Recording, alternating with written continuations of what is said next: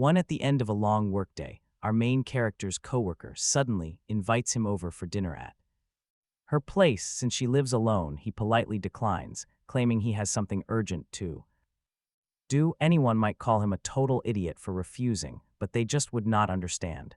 He's been playing this exact game every single day for 10 years. Ever since his youth, he was the absolute best player around. Nothing satisfied him until he was invited to a mysterious beta test to play. It turned out to be the hardest, most thrilling challenge of his life, but 10 years later, right as he finally beats the ultimate stage, emptiness hits him hard. Then the impossible happens. He gets violently sucked straight through the screen, blacking out instantly. When he finally wakes up, he sees a completely unfamiliar room. Standing nearby is a strange old man who feels incredibly familiar, yet completely unknown. The elder addresses him as Kix Stretchin, the sole son of the deceased count, explaining that he gave him a supreme healing potion to keep him alive. Now, he just has to survive the agonizing pain until his body fully recovers. Playing along, Kix fakes amnesia and asks for the man's name. The old man is Russell, currently acting as the temporary head of the household until the rightful heir is finally prepared to claim the throne. Once Russell steps out, Kix rushes over to a mirror and realizes with absolute certainty that this is not his original body, not to mention he was never this handsome. Blonde hair, green eyes, and incredibly young, he almost wants to fall in love with his own reflection. Suddenly, a glowing system interface screen materializes right in front of him.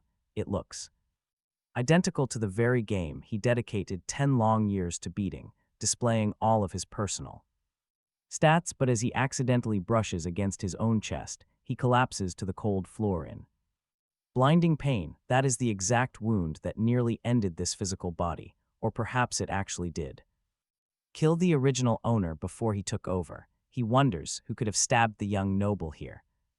As he weighs the possibilities, a sudden, tense knock echoes at the door. Kix realizes he must act like the true master of this body, or his cover is entirely blown. A young maid enters, carrying a dose of medicine, prompting him to instantly scan her virtual status screen. He wonders if she can be leveraged, but first, he needs to identify her. The girl asks what is troubling him. Terrified of exposing his ignorance by not knowing her, he frantically focuses his gaze directly on the glowing system window to read her profile. The maid is named Leia, 23 years old, but his eyes quickly catch a highly disturbing detail on her card. Her profile reveals she actually serves a rival household, backed by terrifyingly high combat skills. Instantly, Kix puts the pieces together. This girl is a deadly assassin sent to finish him off. This supposed medicine is lethal poison, and the sweet melons are merely a clever distraction to lower his guard. When he refuses to touch it, she grows incredibly persistent, leaving him with zero escape. He fakes taking a sip, deliberately fumbling and spilling the liquid onto the floor. But the girl reacts with terrifying, superhuman speed. She instantly catches the falling cup, asserting that nothing was lost and he must drink it. His entire body freezes in sheer terror. This maid is clearly no ordinary servant. If he openly refuses, she might just slaughter him right here. Thinking fast, Kix decides to fake passing out, playing on his severe, lingering injuries. But she is simply too quick. Gripping him tightly, she coldly whispers that her orders are absolute. He must consume the draft. Her icy, soulless glare leaves no doubt that she will eliminate him herself. Forced into a corner, he gulps the toxic liquid down, then immediately screams at the top of his lungs for Russell, pleading urgency. The moment she exits, absolute numbness paralyses his limbs. He desperately tries gagging to throw up, but it is not working. Collapsing to the floor, he spots a dusty, hidden container nearby. Peering inside, he discovers a thick layer of heavily spoiled rotten milk. Forcing it down, he vomits violently until he entirely blackouts. When he finally opens his eyes again, he is relieved to still be breathing, while Russell stands over him in pure fury. Sleeping on the cold floor amidst a total mess, Kix chose to stay completely quiet. He was still utterly terrified of dying back there, but his focus was on survival. To make that happen, he had to take action, staring at the invisible system window. Russell's stats were absurd, proving the honest knight possessed some serious, insane combat power. Kix could trust him, so he explained everything about the suspicious maid. And the poison, knowing it was his only chance to survive, the knight believed him. But Russell needed proof. Accusing the second wife's family without witnesses was too dangerous. A direct claim that they sent an assassin to eliminate the heir was incredibly serious. Besides, the maid Leia was sent from that rival family to help the struggling house. Russell trusted him, but the old knight never acted without absolute certainty. So Kix made a clever request, saying it in a way the old man simply could not refuse. 4 hours later, under the cover of night, Leia slipped through the grounds like a quiet shadow. Sneaking through Shaken Castle, she noticed the heavily reinforced security. But her deadly expertise quickly revealed a single opening to slip right inside. Once inside, she was shocked to find the corridor to Kix's room completely empty. Completely unguarded, she crept inside and found him lying motionless. He lay on the bed exactly as planned, prompting her to smile in satisfaction. Her special poison had worked perfectly, killing him without a sound.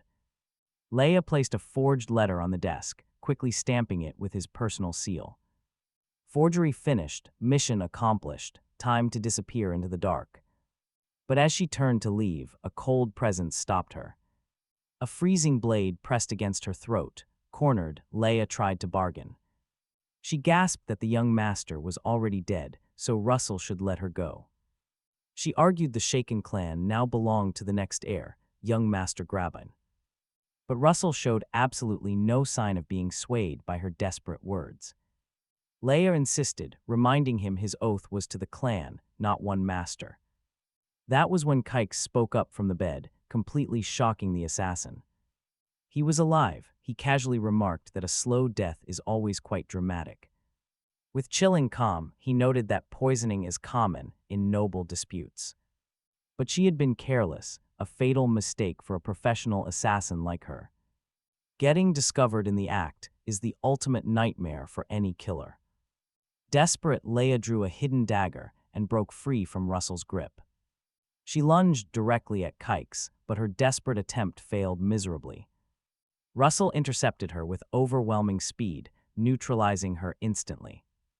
One precise blow left her completely stunned. Kix watched, thoroughly impressed. He understood the theoretical three-tier power gap, but seeing it was different. The massive disparity between Russell and Leia in person was just insane. Looking at the subdued assassin, he noted only a fool leaves behind evidence. Attempting to murder a noble comes with one clear punishment: execution. Not even your backing from another noble family will help you escape that fate.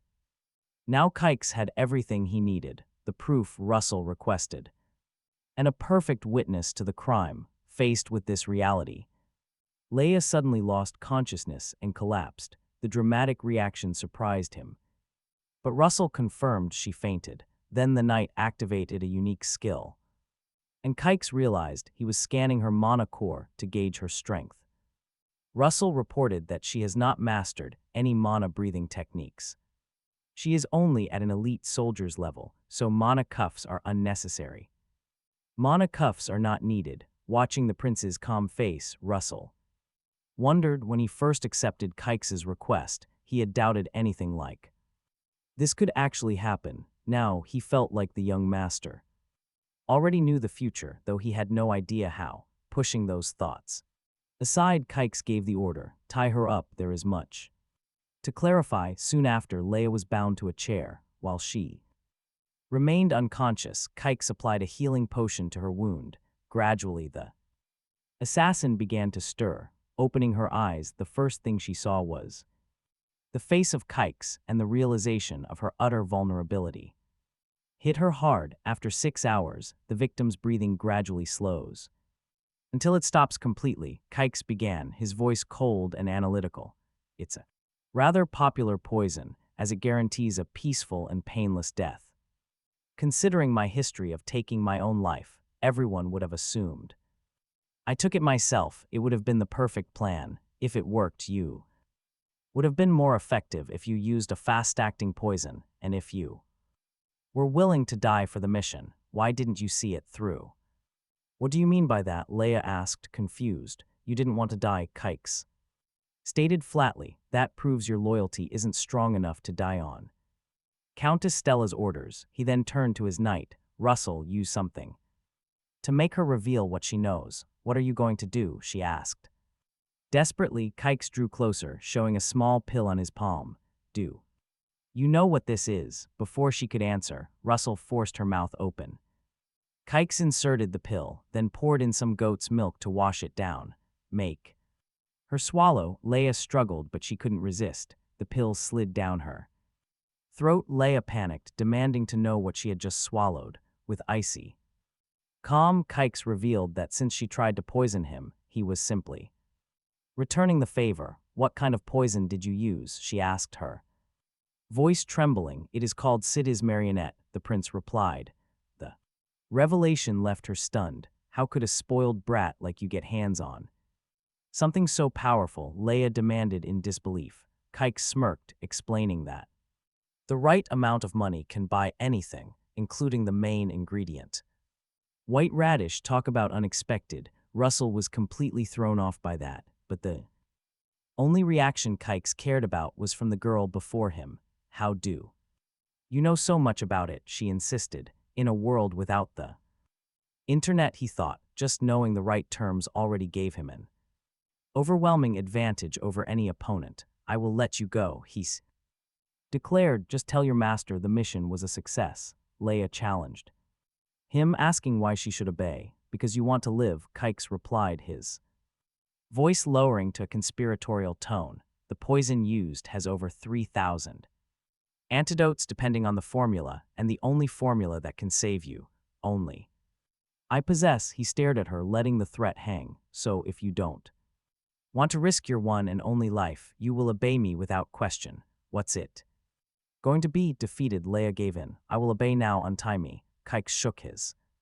She hung her head. That is no way to ask favors. Her aggressive posture crumbled instantly, replaced by embarrassed submission as she began to beg for her release. The sudden shift raised Russell's suspicions, who wondered if she was secretly plotting something, but Kix saw the real cause behind her panic. The spoiled goat milk was finally taking effect. Russell, let her go, the prince ordered. Are you sure, young master? The administrator asked. Leia is an important witness, Kix stated, wanting to at least preserve her dignity. Russell did not understand, but the prince insisted, urging him to untie her before she relieved herself. Right here. Once freed, Leia ran straight to the nearest spot that could serve as a bathroom. Later, she returned with her gaze lowered, promising the prince she would return to her master and report the mission as successful. Watching her leave, Kix knew that deceiving whoever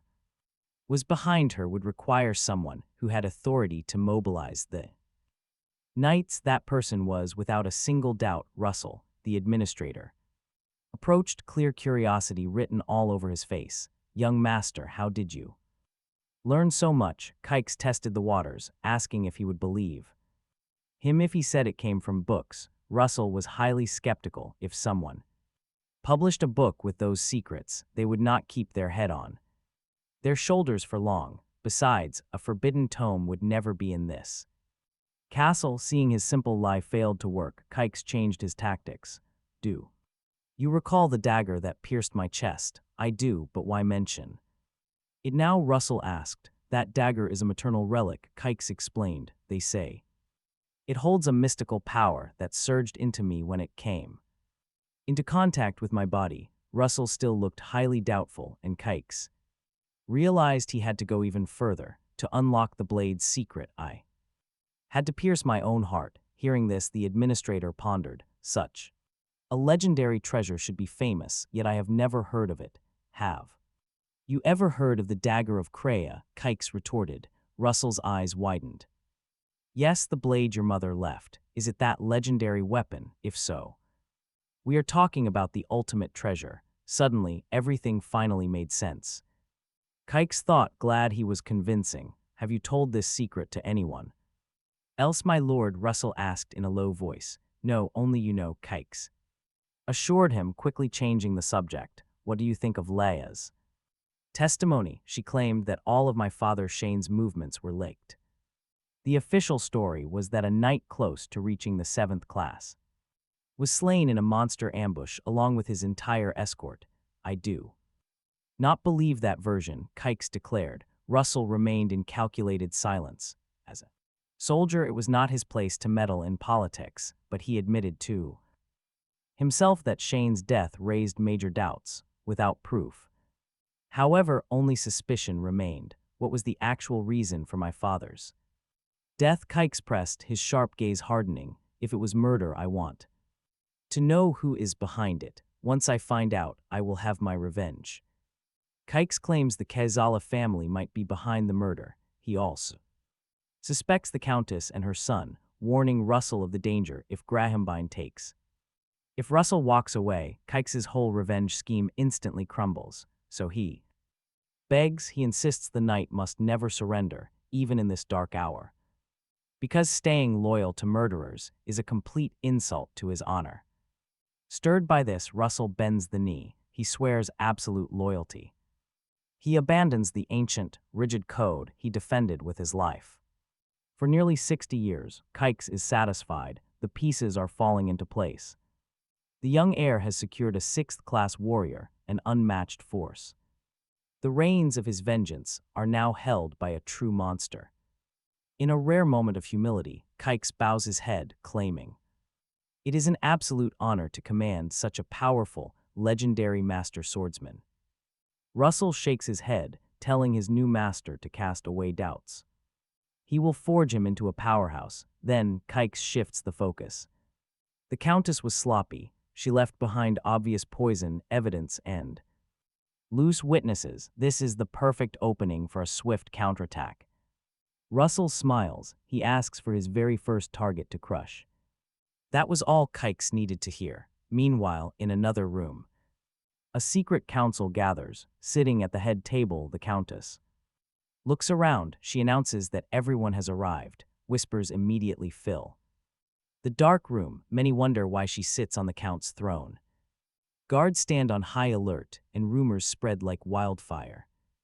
The Countess speaks up, confirming the dark gossip of the night. She lies, claiming Kix drank a deadly poison to end himself. But one noble remains highly suspicious. He questions this slow death. If the rumor is true, they must assume Kix is already dead. With the young heir gone, this great house is completely doomed. It will shatter, forcing many to find new allies very quickly. This chaos is exactly what she wanted. Kix is finally gone. Now her own son will take power. She will rule as regent. But wait, far from the hall, Kix asks Russell a question. Is everything ready? The veteran knight nods. He will follow him straight into the jaws of hell to claim their bloody revenge. Now get ready, just as the Countess prepares her grand announcement. The heavy double doors fly open. Her perfect plans are shattered. Kix walks inside. Everyone gasps. The Countess freezes in absolute shock. He is alive. She cannot believe her eyes as he steps closer. Shouts of utter confusion fill the air. How is this possible? Kix marches directly up to her. He looks at the throne. That seat does not belong to a wicked woman like her. Hiding her sheer panic, she asks how he is feeling today. He chuckles coldly. He explains he swallowed poison but threw it up. The assassin was far too sloppy. Are you accusing me? She demands. Her voice turns to ice. She knows he does not recognize her, but being falsely blamed for his murder is something she will not tolerate. This is a sacred, public hall. Words here carry deadly consequences. Kix smiles a dark smile. She will not be talking so bold soon. Light, the Countess Stella wondered what he could possibly know to act with such total certainty. Realizing the moment had arrived, Kix ordered the prisoner brought inside, declaring that everyone in the room deserved to hear the witness speak. Most in the crowd did not recognize her, but Countess Stella knew Leia instantly. Kix ordered Leia to state her name. She obeyed. She introduced herself, sending Countess Stella into an absolute, uncontrollable fury. Before everyone, Leia revealed her real identity as an elite agent of the Shadow Corps Special Operations Unit, working directly under the powerful Kezala family. She explained that this shadow organization recruits orphans who show an aptitude for combat, subjecting them to brutal training at the Gorda Highlands camp. Only the most exceptional survive to be selected for secret missions, operating under deep cover. With false identities in various locations, her direct mission, she confessed, was to infiltrate this very mansion as Countess Stella's personal maid, but Carl interrupted her, asking if the Countess knew about her real affiliation. Leia confirmed without a single shred of hesitation that she did.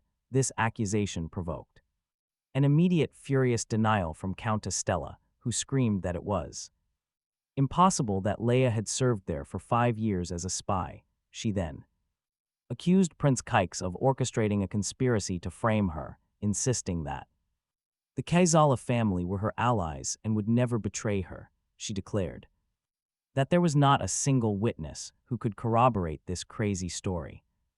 But then the heavy silence is shattered when a noble points toward a quiet figure, asking why Sir Russell has remained so silent since he arrived. Every eye turns to Russell, who finally speaks with total, firm clarity.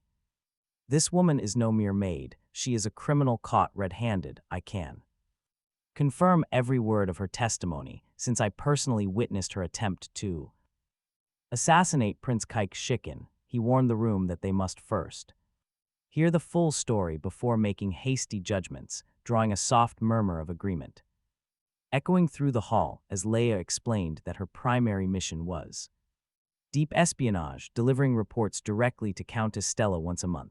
When questioned by Prince Kix, Leia detailed how her reports included the chief treasurer's financial records, the late Count Collins's exact schedules, and even the secret political movements of the inner circle vassals. But there was a second, far more sinister mission. She was ordered to trick Prince Kix into slowly swallowing a slow-acting poison, and then she was to sneak into his chambers, plant a forged farewell letter, and stage his suicide. Leia confessed that she actually succeeded in poisoning him, but as she tried to finish the job, Russell intercepted her, locking her away in captivity ever since. Blinded by absolute rage, Countess Stella lunged at Leia, screaming that she had no proof. If it is proof you want, Countess, then proof you shall have. Kix's voice is pure ice as he signals to Russell, who steps forward holding up the forged suicide note. He had caught her red-handed inside the prince's chambers last night, but he was not done yet.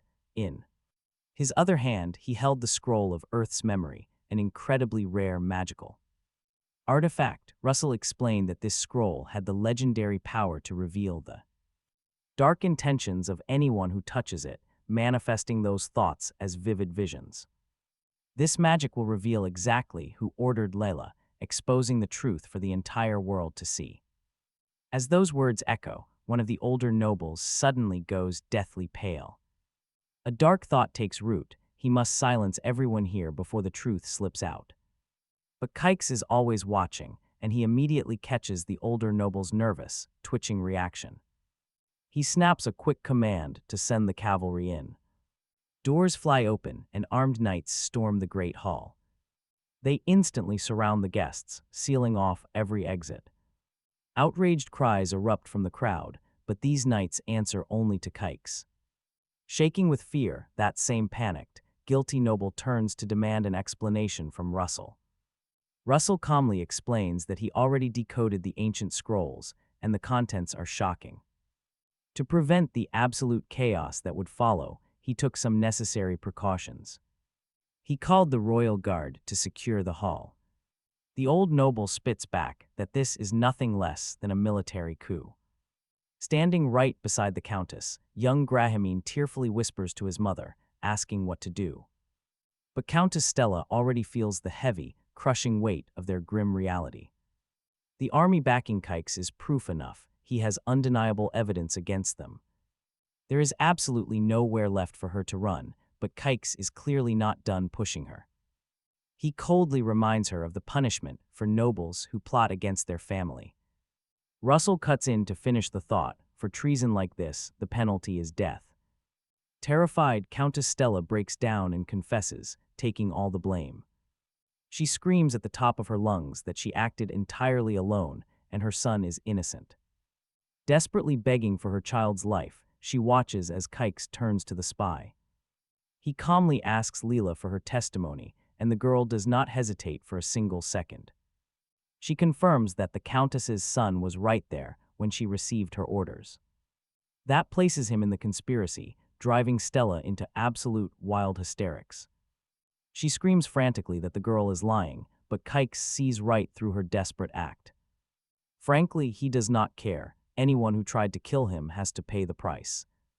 The trap is sprung, and the Countess is finally going to get what she deserves. Victory is within his grasp, and his sweet, long-awaited revenge is finally here. He holds her entire future in his hand, and she knows her miserable fate is sealed. But just as things look hopeless, Grahamine steps forward to intervene. Completely ignoring his mother's frantic warnings to stay quiet, the young prince drops to his knees. This shocking display leaves everyone stunned as Grahamine pleads for mercy. He offers his own life up, begging Kix to let their mother live. Horrified by her beloved son's sudden submission, the Countess screams at him to get up.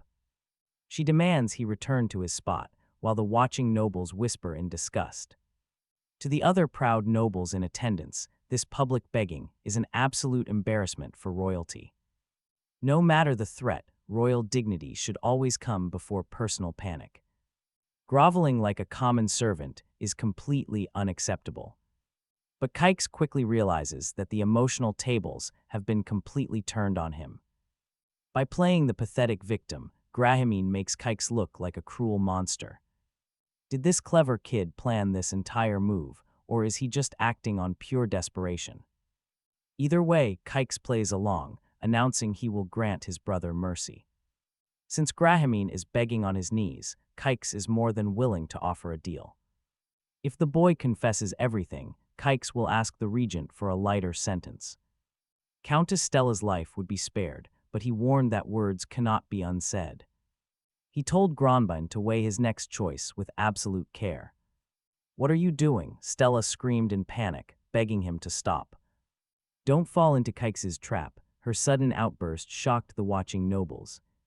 To scream like that in her position was madness. An elderly lord watched closely.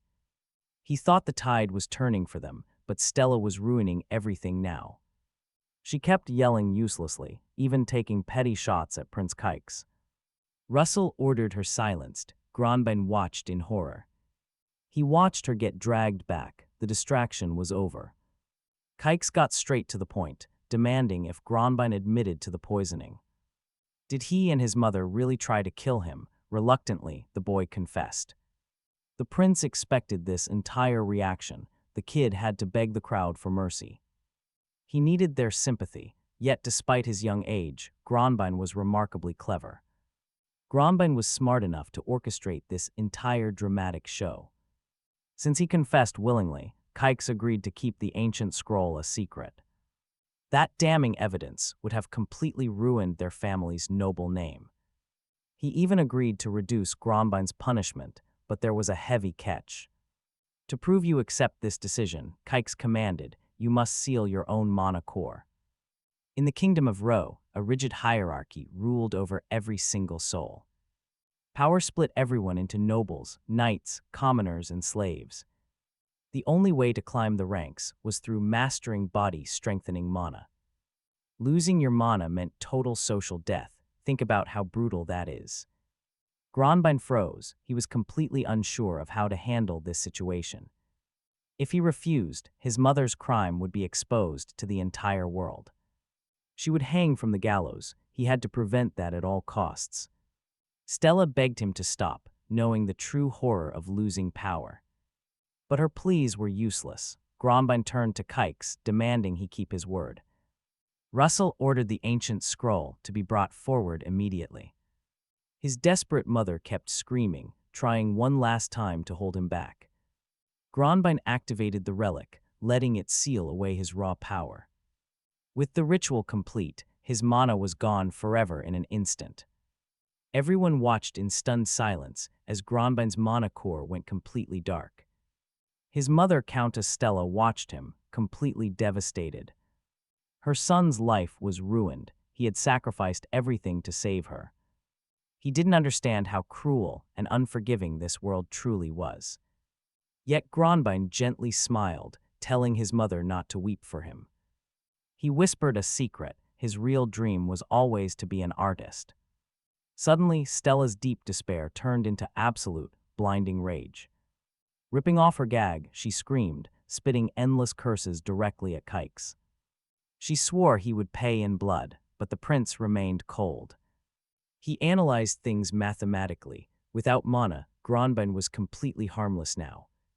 Such a weakling would barely match a third-class knight, even with endless effort.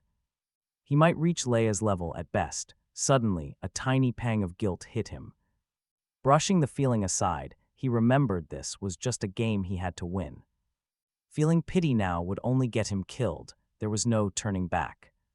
No turning back now. With his decision made, Kix ordered Russell to proceed with the punishments. The acting administrator formally announced that Countess Stella and her son Graham Bane would be locked in the palace annex until the investigation into their role in the crime was finished. During this time, they were completely banned from reaching anyone on the outside. The penalty also hit the chief treasurer, Gidris, who stood accused of leaking secret files, immediately getting stripped of his title and locked up for interrogation. Gidris tried to claim he was innocent, but the judgment was already set. Arrogantly, he claimed no low-ranking soldier deserved to touch him, a proud show that earned him an immediate and humiliating reality check. Pinned down, the former treasurer was dragged out of the hall. The surrounding nobles traded terrified looks, well aware that not long ago, Prince Kix held absolutely no political clout, but now, with the powerful acting administrator Russell at his side, he controlled every single knight in the territory. This new alliance completely flipped the entire war for the throne. Russell's fake humility in front of the court was a silent threat. Opposing Prince Kix would now mean absolute ruin. Keeping up the purge, Russell walked up to the guard captain and suspended him on the spot, ordering him to stay isolated to avoid any misunderstandings. Right at that moment, another official stepped up, claiming this whole disaster was entirely due to his own failure. He took the blame and offered his resignation. Kix knew him instantly. This was guard and administrator deeply respected for both his sharp skills and solid integrity.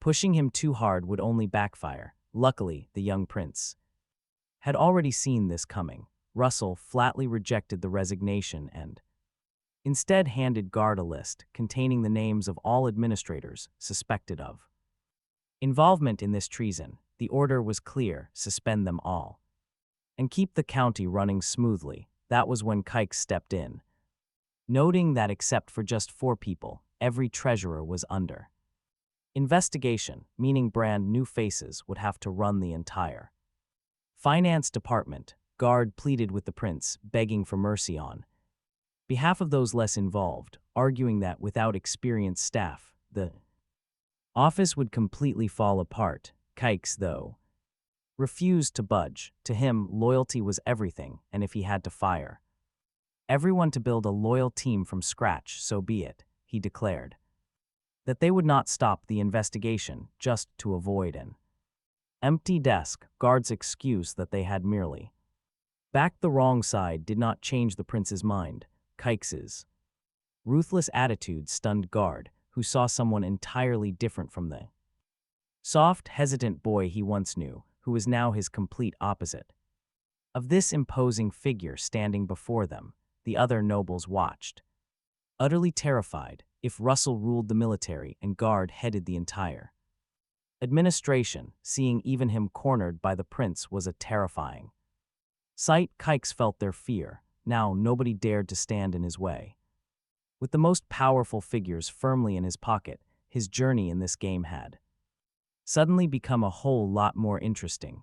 At first, Kix had worried, thinking Gad would be a massive headache to deal with, but now he realized that guys like that were actually incredibly predictable. Armed with that harsh reality, his play was to completely wipe out the rival faction while also purging the neutrals and anyone who proved useless. He wanted to spark a brutal test of survival where only the strongest survivors would prove their absolute loyalty. The prince's sheer coldness absolutely terrified everyone in the room. Some even feared they were next in line to die if they crossed him. Desperate to survive, they began crawling to beg for Kix's favor with desperate obedience. The prince was secretly thrilled with this power, though he kept his guard up in public.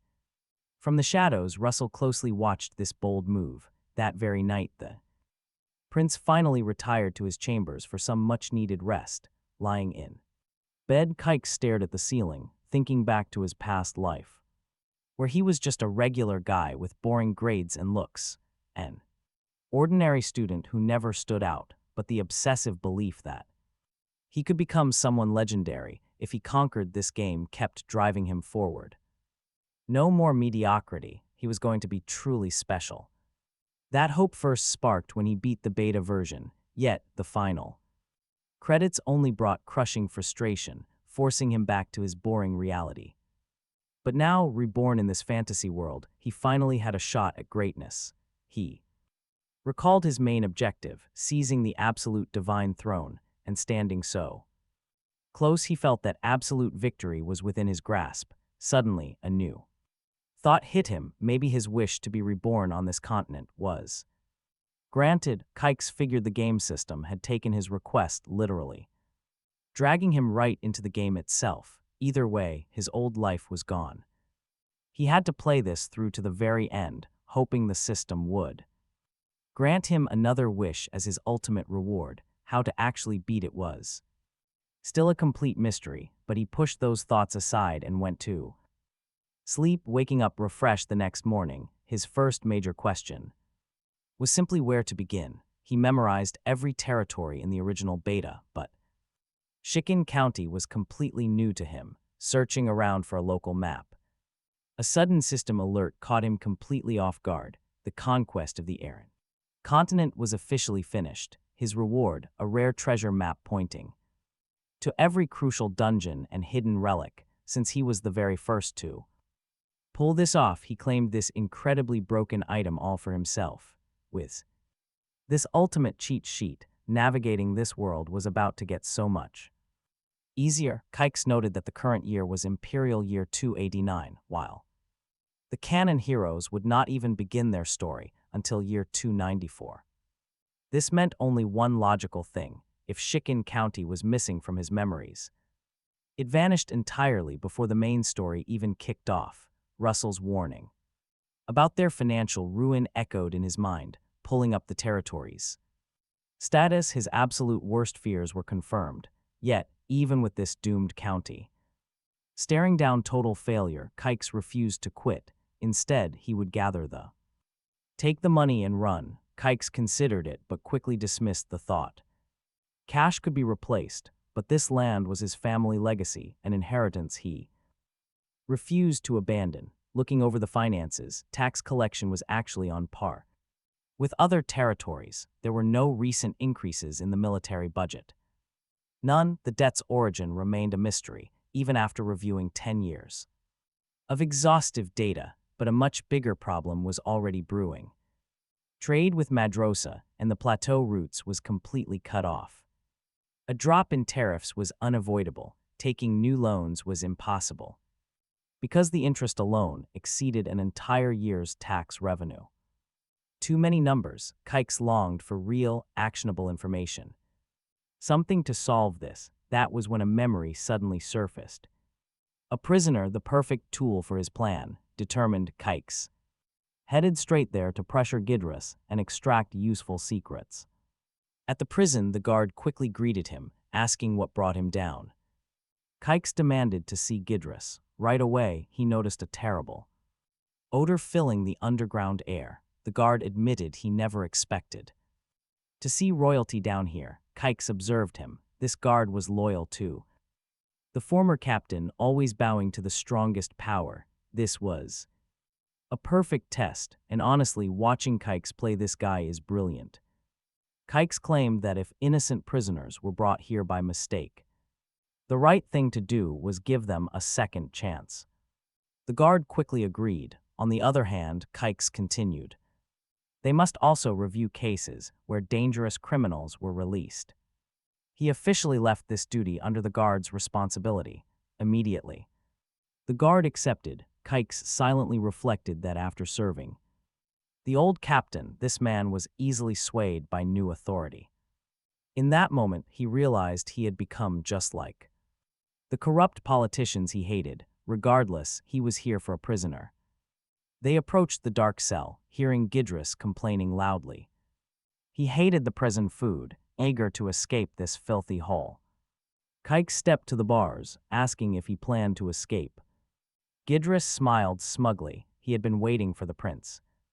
Did he finally remember his debt? Kix scoffed in response. There was no debt, and the old man's days were numbered. Unfazed, Gidris boasted of serving as treasurer for over 20 years. He knew the visit was about the county's crushing debts.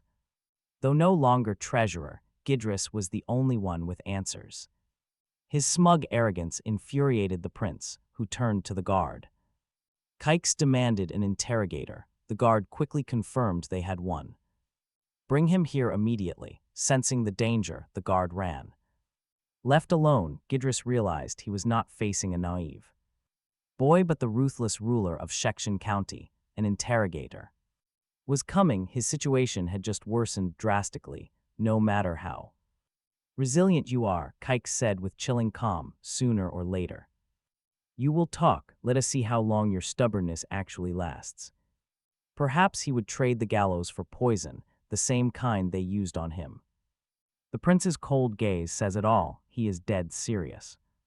Pathetic in a truly miserable state, Gidris grovels and begs. He desperately promises to help the prince recover all the stolen gold.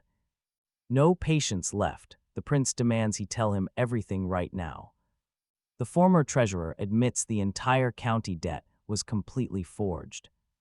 His partner was Gerard Milsers, the finance manager for House Cashelin. They used this elaborate scheme to hide mining taxes from the palace. Exposing Gerard would free the entire county from ever repaying this debt. Flawed, the prince instantly points out a massive issue with this plan.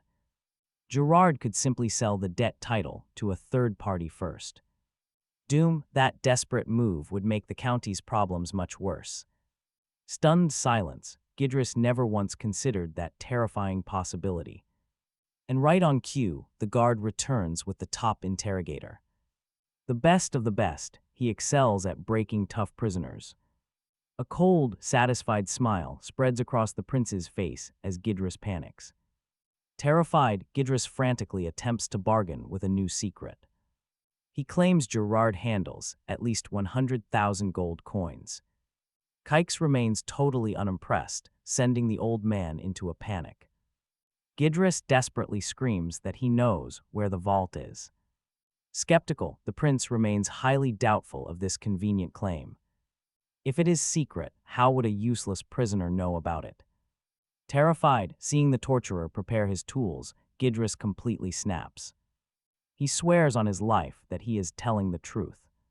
The prince gives him one last chance, asking why he did not rob it.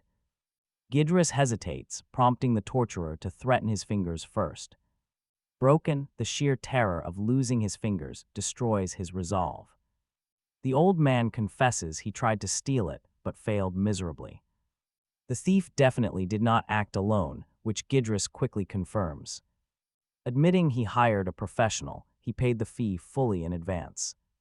When asked how much, Gidris admits he paid 3,000 gold coins. Absurd, that massive price proves the old man is an idiot. A sudden mocking laugh echoes through the dark dungeon.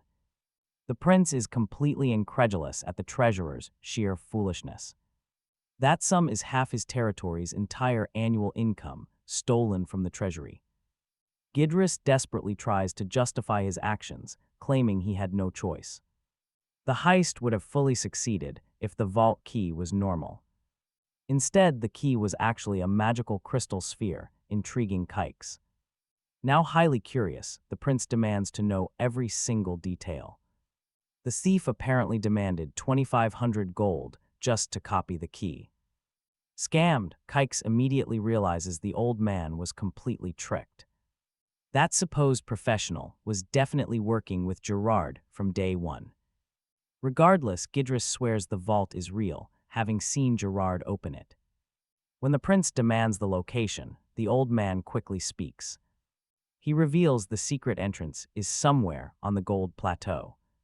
Despite being blindfolded during the trip, he was still pretty certain of the region. The vague information seemed highly plausible, and Kix knew he had to investigate. He needed to search his memory for anyone who knew the area. Soon, a name emerged from the Gold Plateau, an orphan girl named Leia. She would make the perfect guide, and a clever plan quickly formed. Leaving the prison, the prince heard Gidris cry out, "What about me? What will become of me?" But the prince ignored him and walked away. Outside, Kix was still absolutely furious, and it wasn't just about the theft. The sheer stupidity of how Gidris got tricked demanded a harsh punishment. He turned to his accompanying guard, wondering if the man knew anything. The guard denied it instantly, hiding the bribe he had taken from Gidris. Spotting an opportunity, Kix laid a clever trap about the stolen gold. His lie claimed that Gidris had fully confessed while the guard was away. Although the guard kept denying it, the prince snapped that he was no idiot. Trapped, the guard fell to his knees, begging and blaming Gidris for everything. But when he finally looked up, he realized he was completely alone. The prince was gone. Sensing serious trouble, the guard felt utterly betrayed. He decided to settle the score with Gidris, talk about a total backfire. Little did he know, this was exactly what Prince Kix had planned. Watching from the shadows, Kix smiled as his trap worked perfectly. Suddenly, a sinister aura crept behind him, sending chills down his spine. Startled, Kix demanded to know who was hiding in the dark. A man named Kraut Salem stepped forward, radiating an unbelievably formidable power. It felt strange that Kix had never heard of this warrior before. Checking his status, Kix saw Kraut was nearly at level 100. That high level put him on par with the continent's absolute strongest. Finding someone with such rare military skills was nearly impossible. A dark suspicion gripped Kix. Was this man the legendary Herald of Death? A disguised demon whose true face remained hidden even from the Dark Prince. He quickly dismissed the crazy thought as a massive exaggeration. The legends described a thin, shadowy figure, but Kraut was incredibly muscular. He looked totally different, and his clear eyes did not fit either. Still, Kix decided it would be highly beneficial to keep him close. Kraut explained that he had actually called out to him several times. Since he got no response, he had been searching for the prince. He brought news that a merchant named Gerard Milsers wanted an audience. Kix smiled at the irony before he could even go searching. The famous merchant had actually come straight to him, right at that moment. The visitor approached and formally introduced himself to the Prince of Sheech. Kix admitted he knew about Gerard's corporation, acknowledging its decent reputation. Though small, it was quite solid, and competent merchants were always welcome. Gerard felt deeply flattered, but Kix quickly tempered the man's excitement. He explained that he held no official authority over territory business just yet. All merchant affairs had to go through the acting administrator, Russell. But Gerard argued that while Baron Russell managed things, the true owner was the prince. As a royal prince, absolutely no one would dare question his decisions. "I am the heir, and I hate being overestimated," Kix muttered. Gerard smiled, calling him modest, but then revealed he knew the truth. The succession battle had ended with Kix crowned the silent victor. Announcement, none has been made yet, the prince retorted quickly. How did you find out? He demanded to know his source. I have my ways, Gerard chuckled, apologizing if he caused trouble. My massive information network keeps me alive in this cutthroat business. In his private thoughts, Gerard quickly realized this young prince was no naive boy. Could a teenager do this, fool the world by hiding his nature? Besides, the prince's visual appearance was incredibly enchanting and handsome. An otherworldly beauty so striking it could make another man's heart race. Gerard smiled. The young Kix was absolutely to his liking. Sensing trouble, Kix stood up. I do not have time for this. If you have nothing else to say, you should leave immediately. Gerard panicked instantly. If Kix walked out now, his entire plan was ruined. Forgive me for wasting your precious time, the merchant pleaded, trying to stall. Kix sensed a trap. Get straight to the point, he coldly ordered. Finally, the bomb dropped. Gerard revealed the massive, crushing debt. The late Count owed a fortune. Feigning ignorance, Kix stayed calm. He claimed it was his absolute first time hearing about this matter. And right as the treasurer got jailed, extremely convenient, Kix noted. Gerard smiled. He fully expected the boy to deny the debt. His goal was to force the young prince to face their family's debt. He wanted to savor that delicious look of absolute despair on his face. Watching proud royals break down was the greatest pleasure life could offer. 3 years had already passed. Now he could demand full payment. Hiding his wicked smirk, the greedy merchant made his ultimate demand. The total amount is 60,000 gold coins, and I want it all. The guard panicked, but Kix, he remained cool as ice. A fake smile, the merchant assumed the prince was just bluffing. He expected a complete breakdown, and honestly, can you blame him? Surely it was only a matter of time before Prince Kix broke down crying. Kix stayed cold. Meanwhile, Kraut desperately begged for more time. But the greedy merchant Gerard was entirely cold and unyielding. He claimed the county's reputation had plummeted after the old count died. Out of pure respect, he claimed he had already delayed the collection for a year. No more waiting, the young prince had to pay up now. Settling the balance immediately was their only option, leaving Kraut in a panic. A cheap trick, Kix saw right through the merchant's game. Showing up 2 weeks before the deadline exposed his absolute lack of mercy. Taking full control of the talk, the calm prince stood firm. Our territory only generates about 6,000 gold coins a year, Kix stated. But I can easily borrow 60,000 from another source to pay you. Absolutely stunning, Kraut was shocked and Gerard was caught off guard. The merchant remained absolutely firm, doubting anyone would ever lend such a massive sum. He considered the young prince naive for even entertaining such a foolish idea. Still, Gerard announced his return soon to finalize their agreement, gloating inside. Already, Gerard saw himself as the absolute and undisputed master of the county. Just a matter of time, he departed, happily imagining the prince kneeling before him.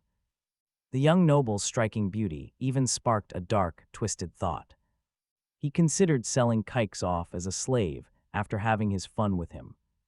With those vile thoughts, Gerard departed, leaving behind a seemingly quiet prince. Kraut immediately panicked, calling the amount absurd and the payment completely impossible.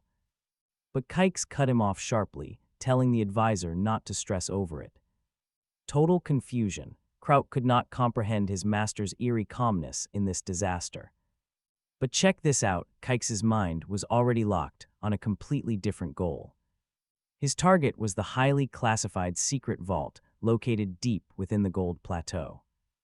Kix knew the continent of Erin was not a place for light travel. The dangerous journey demanded extreme caution, especially when approaching the plateau itself.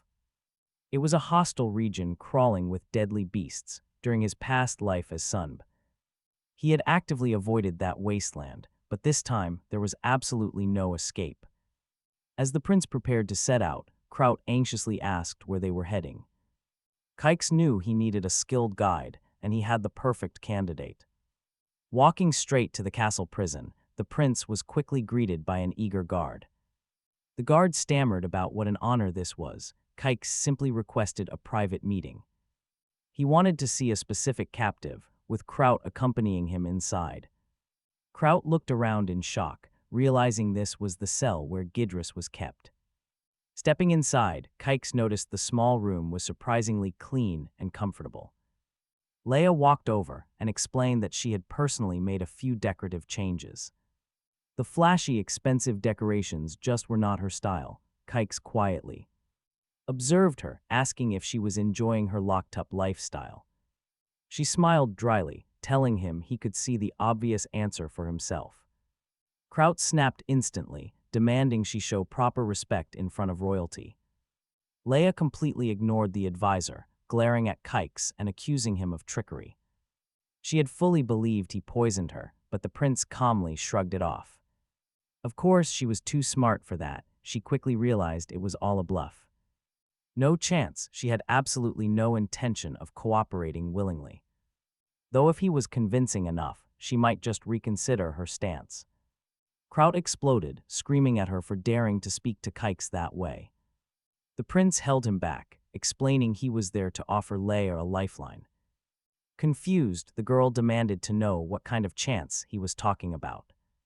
Kix pointed out that even if set free, she would not survive long. The fierce blood feud between the Shikin and Kaizala houses made her a target.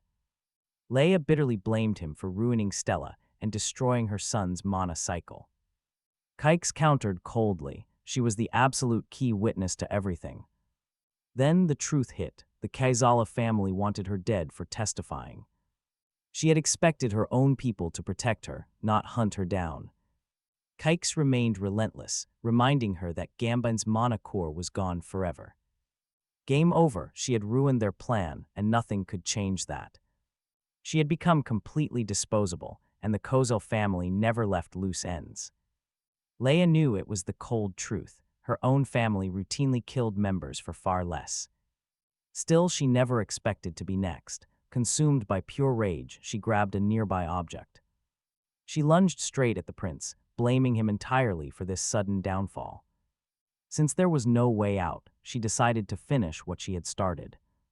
But during her desperate attempt to strike the royal, things went sideways. Kraut moved like lightning, easily blocking Leia before she could land a blow. Prince Kix thanked his defender, but warned him not to underestimate this woman. She had been a vital piece in his grand plan to take over the county. The prince noted that people usually direct their deepest hatred toward certain targets. They hate those who expose their flaws far more than those who ruin them.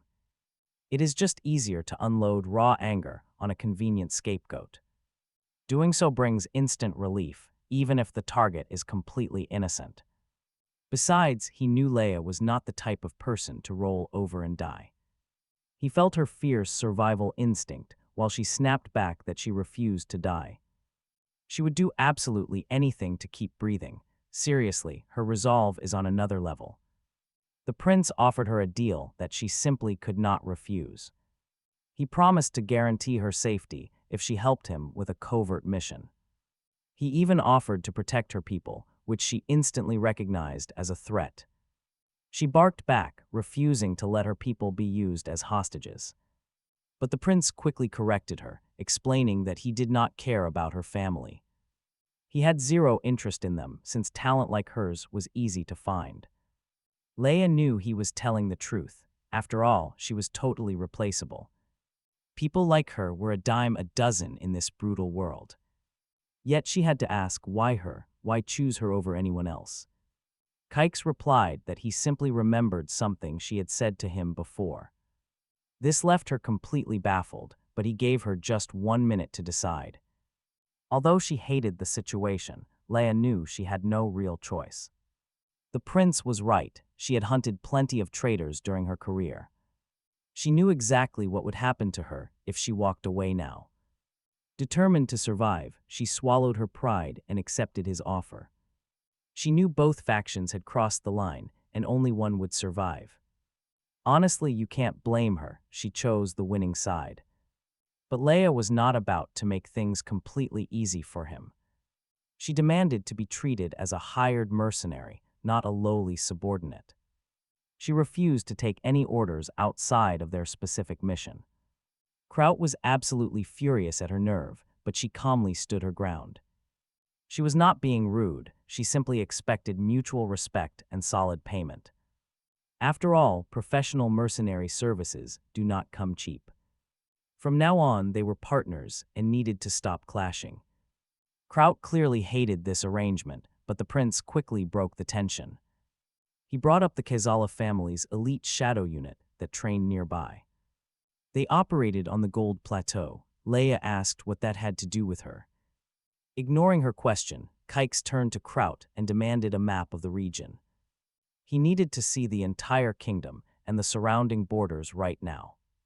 This was Kezala territory. The soldier said a map matching those requirements was in the meeting room, offering to guide the young prince there. The prince hesitated. Immediately, this piqued Kraut's curiosity, but Kix quickly brushed it off as nothing. He told the soldier to lead. Kraut then questioned if he even knew the way. Honestly, he had absolutely no idea. But admitting that was out of the question, so he demanded Kraut guide him. Minutes later, they reached the meeting room. Kraut stepped forward with the map, describing it as a rare treasure on the continent, a highly detailed, confidential military document. The prince immediately pointed to the legendary Gold Plateau, asking the soldier to spill everything he knew about the mysterious place. Kraut explained the region was famous for a massive, ongoing territorial battle between the Kezala family and the barony of Arabin, who both claimed ownership. A high-quality copper mine sat there, completely untouched by any tools. Development had stalled because of the conflict, but there was a major catch. The barony of Arabin was actually a vassal under the Shekshin family. Kix noticed that the map looked outdated. Kraut admitted he couldn't guarantee its accuracy. Leia suddenly stepped in. She claimed to know the land incredibly well, saying that with just a few quick updates, the map would be perfectly usable. Hearing this, the prince smiled. It was time to reveal his true goal. Hidden deep inside the Gold Plateau was an ancient ruin he wanted to explore. The mercenary shook her head. She had never heard of any ruins there.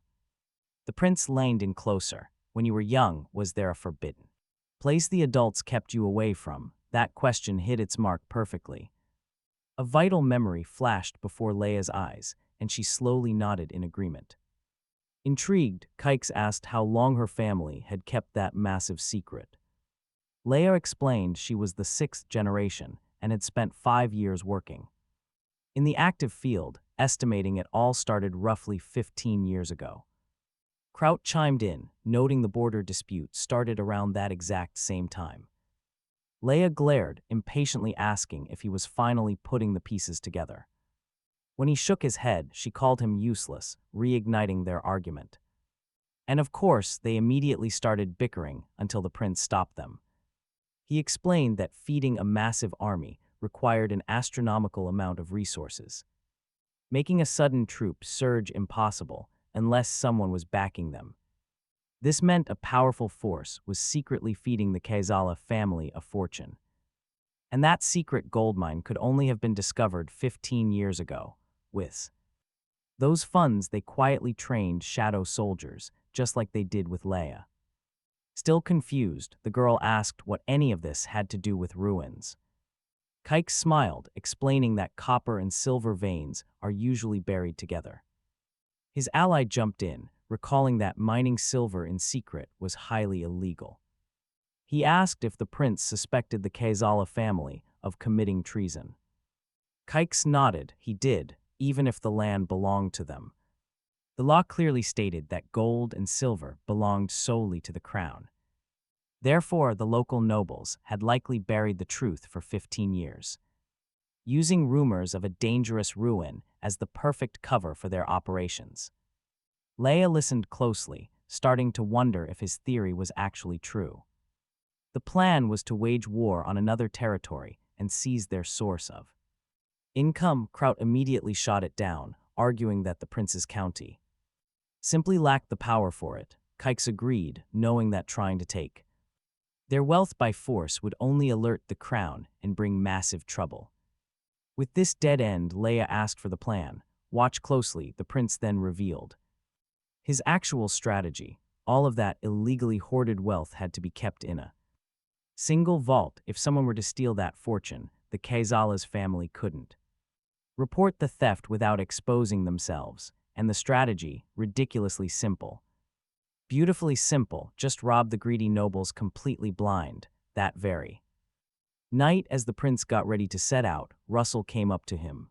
The loyal administrator voiced his deep worries, reminding him that the Golden Plateau was incredibly dangerous and questioning why Kraut was being left in charge back home. He tried hard to convince Kix to reconsider, saying that running into danger was a massive mistake. Kix just smiled. Russell was acting just like a worried grandfather and reassured him that he would be completely fine. He explained that young warriors like Kraut had to grow up fast so they could all march toward their grand goal together. Besides, he really couldn't take Russell along because leaving the castle without both leaders at the same time would leave their territory completely vulnerable. Russell admitted the prince was right and, respecting his final decision, wished him luck, but he warned that if anything happened to Kix, Kraut would pay the price. The young fighter quickly assured him he would protect his master. Russell stared at him with absolute seriousness, ordering him to do his job right or pay the price. Then, turning to the soldiers, Russell announced that although the prince had barely recovered, his devotion to the territory pushed him to take major risks for the benefit of everyone. He then commanded every single guard present to protect the prince on this dangerous mission, even if it cost them their lives. Kix quietly realized that no soldier would ever want to serve a weak leader. Building their trust was also his responsibility. On top of that, he had to keep Leia under constant surveillance. With all prep work done, the team headed toward an hidden underground passage. Kraut was the very first to climb down, followed closely by the prince. The warrior explained that this dark path would lead them clean out of the castle, but warned that it was a long walk and they should definitely stay together. After marching through the dark, they finally reached the exit. Kraut struggled quite a bit to pry open the heavy iron door. While waiting, Kix thought it was a blessing to have Kraut along, since he never would have found this path on his own. The moment the lock gave way, they prepared to step out. Upon catching a glimpse of the other side, the prince was genuinely shocked. Kix had no idea where they were, but Kraut quickly explained they stood in an abandoned watermill. Outside, a covered carriage sat waiting, ready for their immediate departure. Kraut gestured for the prince to get on the horse, but was immediately cut off. No prince stuff here, Kix warned, reminding him they were currently in disguise. For the sake of the mission, drop all formalities outside the castle. Kix looked over his men disguised as merchants and felt the disguise was pretty weak. Turning to his ally, he asked, "Did you prepare everything?" Kraut hesitates as he looks at the disguise. Do we seriously have to wear something this foul? Wearing a sly smile, Kix offers him a couple of other choices. He can either dress up as a porter or play the newlywed husband. Leia would be his bride. This immediately triggers a massive outburst from Kraut. He refuses to let his lord play along, openly showing his deep distrust. For Leia, it completely infuriates the prince. To salvage the mission, Kraut steps in and volunteers to play her husband instead. Leia is visibly disgusted. Kix sighs. This fake marriage is going to be a total disaster. Their acting is beyond terrible, and he does not want to endure their constant bickering. Yeah, that would be painful. Honestly, at times like this, he easily forgets he is stuck in a video game. Everything feels incredibly real. The lines of reality blur. The best move now is to give Leia a solid opportunity to prove her loyalty. He actually thinks about helping her behind the scenes. But right now, they have to focus on the road ahead. The sun is starting to sink, meaning they have zero time to waste. On Kix's order, Kraut rallies the crew and their caravan finally rolls out. Long travel means camping every night and constantly replenishing their dwindling supplies. Despite the endless grind, Kix actually enjoys life on the open road. During a quiet night at camp, Kraut brings him some crucial news. They just cleared the final village in the area. This is the moment, Kix. He tells them to drop their disguises and prepare for immediate combat. By dawn, things feel different. Kix warns them the real fight begins now, warning his team to expect some serious resistance up ahead, and soon enough. Kraut spots some suspicious rustling. The scouts they sent out are running back. One gasps for breath, warning of a dangerous group right in their path. At least 5 massive forest giants are waiting. Kix quickly calls his knight. He points toward the high canopy, asking Kraut to throw him up for a look. Obeying instantly, the knight launches his prince into the air with serious force. Maybe too much force, but it works. From the treetops, Kix. He spots them, serious trouble. Terrifying monsters are lurking in the forest. This is a deadly threat, no underestimating them. He climbs quickly down and turns to his partner. What is the plan, Kraut? The knight responds, instantly suggesting they block the escape route of the monsters using fire arrows. But look at Kix's face. He clearly thinks this is a terrible idea. Kix rejects it immediately. Testing unproven tactics out here is just an invitation to absolute disaster. He knows monsters better than anyone else alive. But good luck convincing his team. That is the real challenge here. Totally fired up, Kraut declares he will carry out the plan alone. Kix sighs deeply. Even if he stops Kraut, the rest are going to be a much bigger problem. And look, they are already moving. This is not a plan, it is suicide, yet he seems to be the only one seeing the danger. Kix decides there is only one way to make them listen, show them his power, prove what he can do. He must earn their respect, no more being treated like a useless burden. While the others get ready, Kix stands completely still, waiting. He stood there wondering how to prove his worth when Leia approached him. She told him she had something to discuss, her voice low and serious. The plan from Kraut is terrible, she warned, and everyone following it will die. She admitted he was fearless and willing to die, but called it unnecessary. I know that, Kix snapped, prompting her to ask why he did nothing. He explained he was trying to solve the crisis while keeping everyone controlled. Leia offered a new idea, and the prince quickly urged her to continue.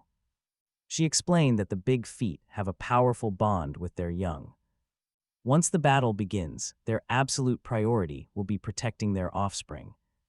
The females will retreat to hide them, while the males fight to buy time. But once the offspring are safe, they will inevitably return to fight. Kix cut her off, demanding to know how they could exploit this. Leia was shocked by his coldness, but she nodded quietly. She asked if their goal was to kill them or just slip past. Just get past, he replied, prompting her to explain her decoy plan. She explained that 5 groups of the beasts blocked their path forward. One team led by Crow would draw attention while another circled around. The monster hideout was indeed their primary target. This threat would force the beasts back to protect their offspring. That would create the perfect opening for the main force to advance. Kix admitted he had the same idea but hesitated on one point. Who would be sent to find and attack the hideout? Enraged monsters would hunt down that strike team without any mercy. It would be an absolute suicide mission, but get this, Leia volunteered anyway. She declared that this was her intention from the start. Kix stared at her, asking if she possessed a rare nymph potion. Shock washed over Leia as she wondered how he could possibly know. He knew she wouldn't take this risk without some hidden trump card. With that herb, she could lure the beasts wherever she wanted. Leia watched him quietly, noting how much the prince had changed. It was a solid plan, Kix conceded, but execution had to be perfect. She told him not to worry, confidently assuring him that she could take care of herself. Kix asked why she was helping, and she admitted their families were linked. If his family fell, hers would too, so she needed him alive. He warned her that earning the respect of the others wouldn't be easy. Leia gave a quiet nod, but before she left, Kix stopped her. Pointing toward a distant mountain, he gave her one crucial piece of advice. When dealing with big feet, assume extra beasts are always hiding. He suspected there were actually 2 potential hideouts in the area. Leia revealed she knew one of them was the nearby Goblin Hill. That information is highly valuable, the prince said with a nod. Now they could proceed, even though their options remained extremely limited. She expected him to order his knights to secure the area. But Kix interrupted, stating he had a few requests to make first. Nearby, Kraut watched their exchange with a deeply furrowed brow. Completely ignoring the nearby knight, the prince lines in and whispers his request. Leia flushes red, her eyes sparkling with interest. Kix instantly feels a sudden chill. He worries she completely misunderstood his actual meaning, but she does not back away. Instead, she steps right into his space, closing the gap between them. It leaves the prince totally stunned, wondering what she is planning to do. Her move is actually pretty simple. She gently reaches out to his face. She just brushes off a speck of dust. Still, it completely throws Kix off. The prince freezes up, feeling exactly like a nervous fan meeting their favorite idol. Right during this incredibly awkward moment, Kraut suddenly walks in and interrupts them. The knight demands to know what they are doing. Kix quickly plays it cool. He insists nothing is wrong and tells Kraut to get Leia's gear ready. He explains she is starting a mission and warns Kraut she might disappear. Kraut does not hold back. He openly admits he does not trust Leia. He asks why the prince is giving her such a massive responsibility. Kix tells his ally to just trust his judgment this time. They are all in this dangerous mess together. Trust is their only option. Reluctantly, the soldier agrees to follow the prince's orders. Leia speaks up next, announcing she will prepare her own equipment. Talk about making a statement, she suddenly drops her cloak right there. Ignoring their stunned stares, she focuses entirely on putting on her armor. She gears up with absolute precision, getting ready for the tough task ahead. Finally, she rubs a foul-smelling liquid on herself to throw off the monsters. Watching her, Kraut has to respect her sheer determination. Leia does not care about his reaction, fully locked in on her plan. Once she is completely ready, she asks if she can head out. Kix nods and offers her a squad of soldiers for backup. She declines, pointing out that none of his men would actually follow her. It is just way faster to handle this completely alone. She walks out. Kraut rallies his men next, knowing it is time for them to move. He leads his squad straight into the field, immediately spotting the target. Kix watches from afar and notices the wind blowing toward the village. But Leia is moving directly against the wind in the opposite direction. The prince grunts in frustration, still unable to figure out her move. There is no time to think because the monsters have spotted them. Kraut charges forward instantly, slicing right into one of the beasts. But his blade barely scratches the monster. Kix sighs at the mistake. Yeah, running straight in that was a massive tactical blunder. He should have aimed for a weak spot instead of rushing blind. Kraut realizes his error the moment the furious beast swings back. A massive fist flies forward, but Kraut barely raises his guard. Kix watches the violent clash, stunned by the sheer power on display. But Kraut's aggressive strike has only made things much worse. The creature lets out a deafening roar, calling for backup. Now they are surrounded. Kix realizes a fire attack is their only shot. But the knight is already preparing to hold the line. He pushed forward with his squad, shouting for the young prince to stay close. The beasts charged. Kraut stood ready, gathering his inner force. Power surged. He unleashed a devastating counterstrike. The shockwave tore across the battlefield, leaving absolute ruin in its wake. The beast fell. Kraut eagerly sought approval. But the prince remained silent, his eyes locked on their destination. His brief moment of triumph was suddenly shattered.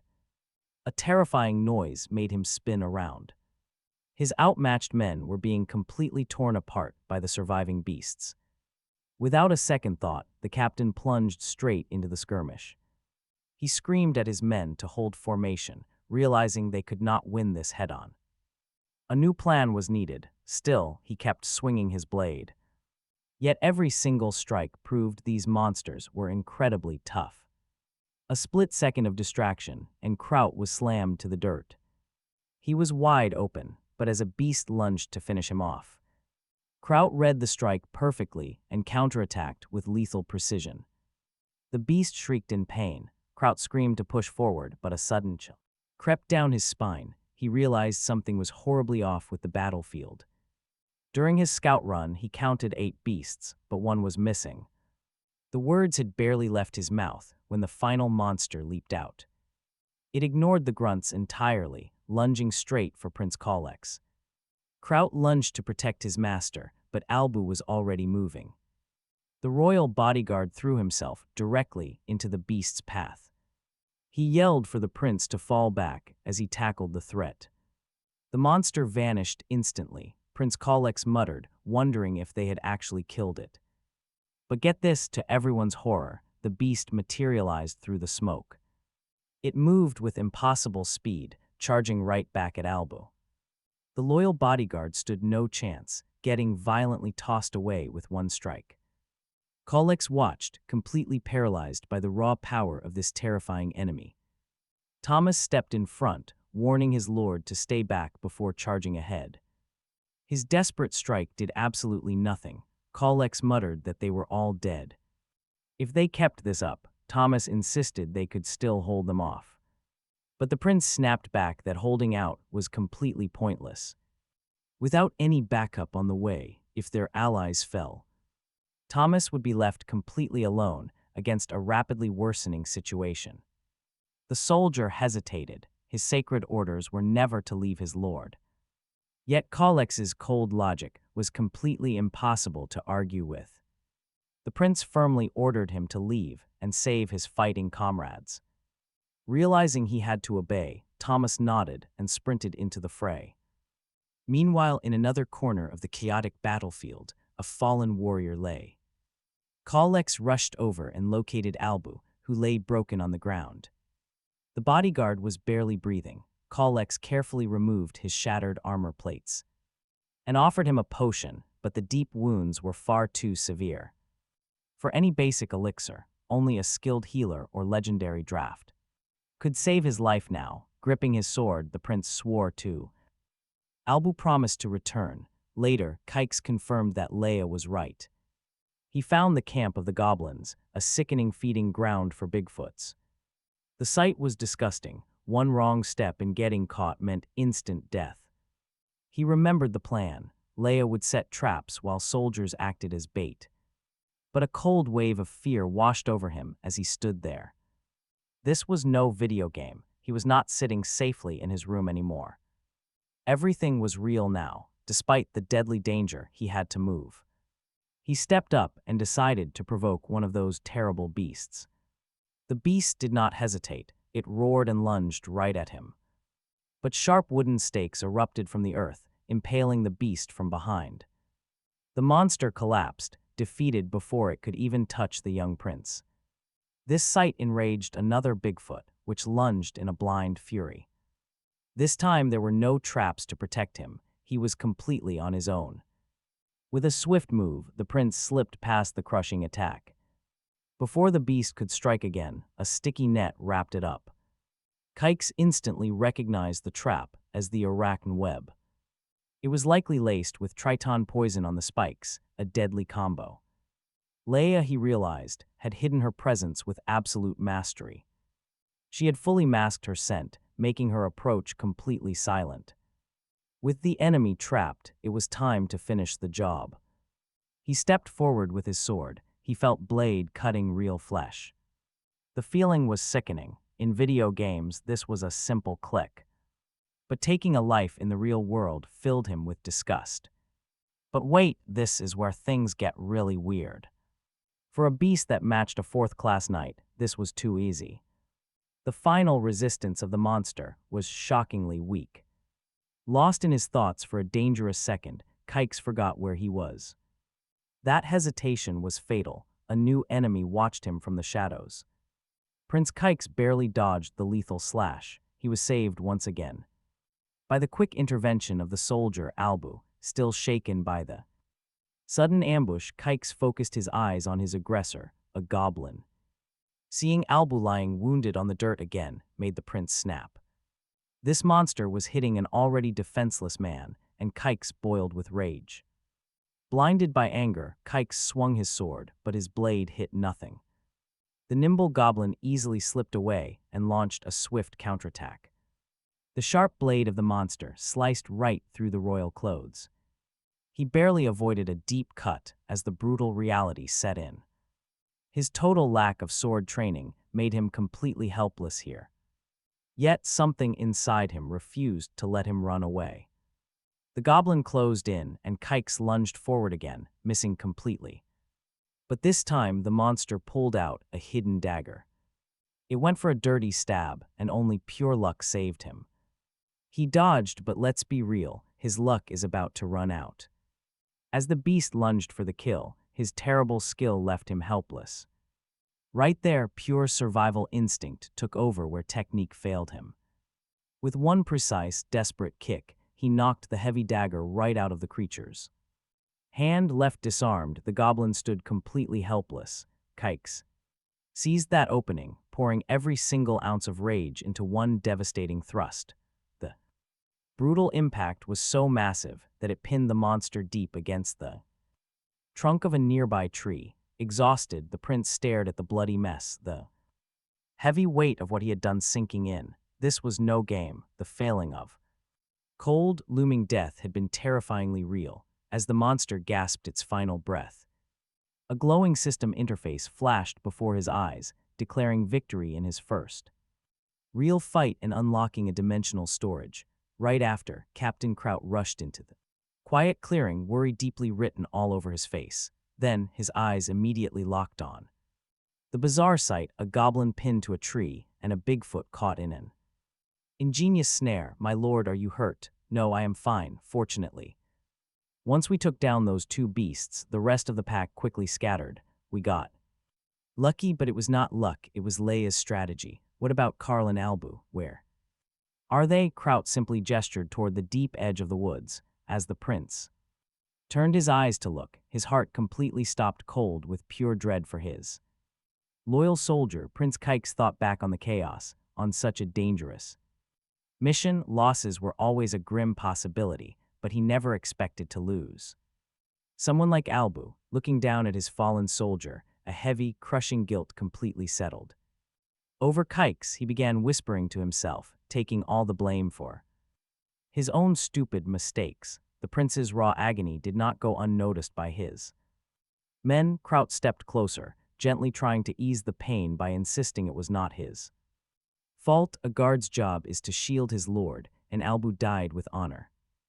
Angered by this, Kix spat back. To him, there was no such thing as an honorable death. Kraut realized this was probably the very first time the prince had watched a follower die, making his grief natural. But the young lord did not yet know the full, horrifying extent of the tragedy. His attention was caught by eyes caught more stretchers being brought in. "What happened?" he demanded, his voice shaking. Kraut had to deliver the brutal news. 3 of his soldiers were dead, and 1 lay injured. The grim report hit the young lord like a physical blow. Kix felt the suffocating guilt grow. He was convinced that if he had just used all his future memories, everyone would still be alive. His own survival felt dirty, bought solely by Leia's clever traps and Albu's final sacrifice. His absolute frustration completely boiled over into a raw, furious scream that startled the entire camp, forcing his composure. Kix demanded that the fallen receive immediate care, ordering Kraut to prepare them in the most dignified and respectful manner possible. The commander quickly gave his men the direct order, but watching them, he noticed something unexpected. The prince's deep, genuine heartbreak over losing his own very loyal troops had. Them deeply, in their eyes, Kraut did not see hollow obedience anymore, but a fresh, fierce, newly forged resolve to shield their young master with their lives. The prince had finally won the deep devotion of his guard. Soon after, Kraut reported that everything was ready. The bodies of their fallen comrades had been preserved with special alchemy. Now, the entire company stood waiting for Kix's next move. Kix could feel the heavy shift in the air. Their stares burned with a fresh intensity. He knew there was absolutely no more room for self-pity or hollow regret. His duty lied and inspire. Raising his voice, he praises them. He congratulates their bravery. The mission is not over yet. Care for the wounded, Kix orders with unshakable authority. No one left behind. Instantly, the soldiers roar in unison. Meanwhile, Leia was moving solo through the Bigfoot forest. In this wild Bigfoot territory, one slip gets you instantly spotted.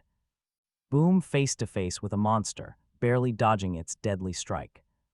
Instead of panicking, the seasoned warrior plans her next move. She skips a direct clash. Strategy wins over brute force. With fluid agility, Leia scales a massive tree using rope. She turns her climbing tool into a weapon, using the high ground.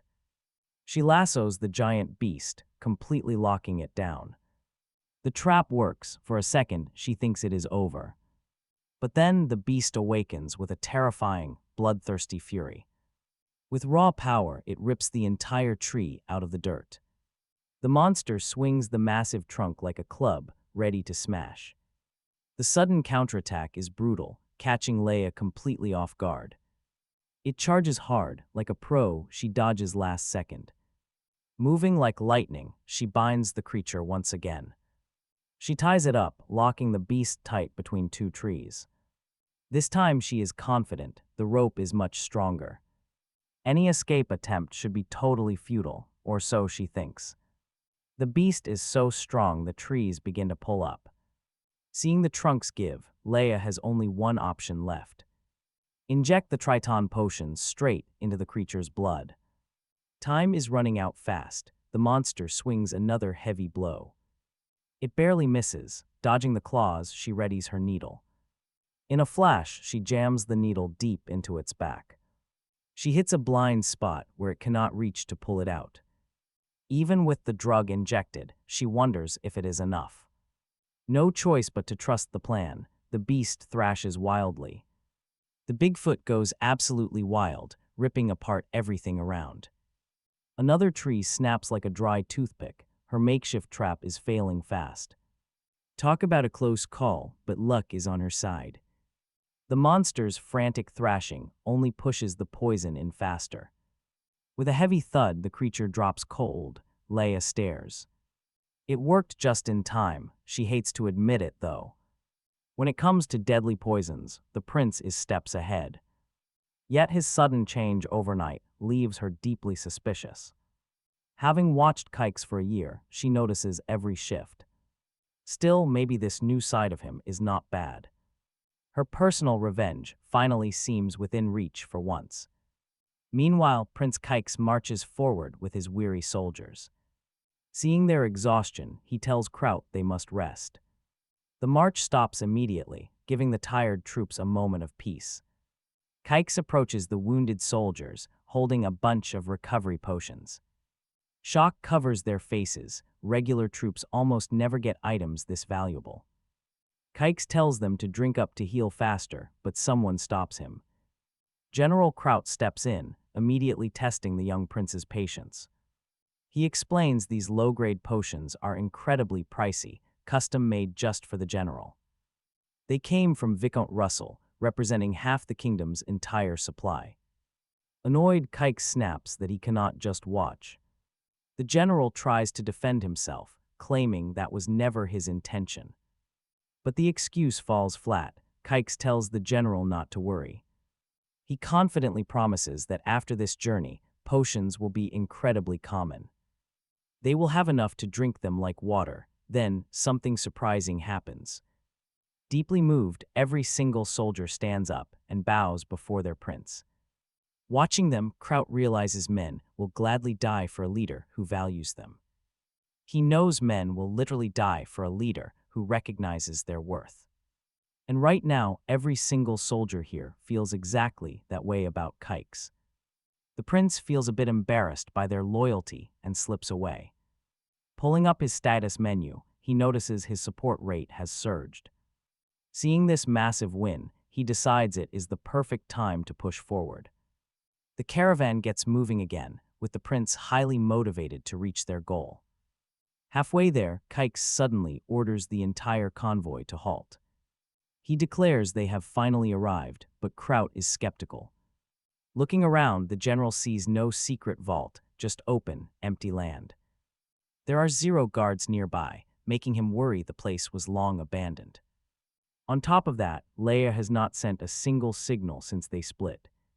Ignoring everyone's confusion, the prince simply orders his men to set up camp. He points to a very specific spot where the main tent must go. Once inside, Kix points to a map, showing where the vault actually is. But the marked location is incredibly far from where they are resting. Kraut immediately protests, estimating the distance. It would take another week of brutal, non-stop marching to reach it. The troops are already exhausted, running on nothing but pure willpower. Pushing them for another week will literally break half the remaining men. Thomas chimes in too, warning that exhaustion is not even their biggest issue. Staying in one spot makes them sitting ducks for any enemy scouts. If they are spotted, the enemy will easily guess their entire plan. But Kix cuts them off, explaining they have got it completely wrong. Sure, that is where the vault is, but he has no plans to march there. Confused, Kraut asks how they are supposed to finish the mission then. Is the prince actually giving up? No, Kix answers with a smirk. The actual secret entrance is right here, which is why the tent went here. With that, Kix walks right to the middle of the empty tent. He presses a hidden floor switch, instantly activating a massive secret mechanism. A hidden passage swings open right before them. The men are absolutely speechless. They watch in total disbelief. The prince's crazy plan actually worked. He proved everyone wrong. The ancient entrance is right beneath their feet. But no one understood how he had uncovered such a massive secret all on his own. As Kix prepared to step inside, his men quickly stopped him, warning him of the extreme danger.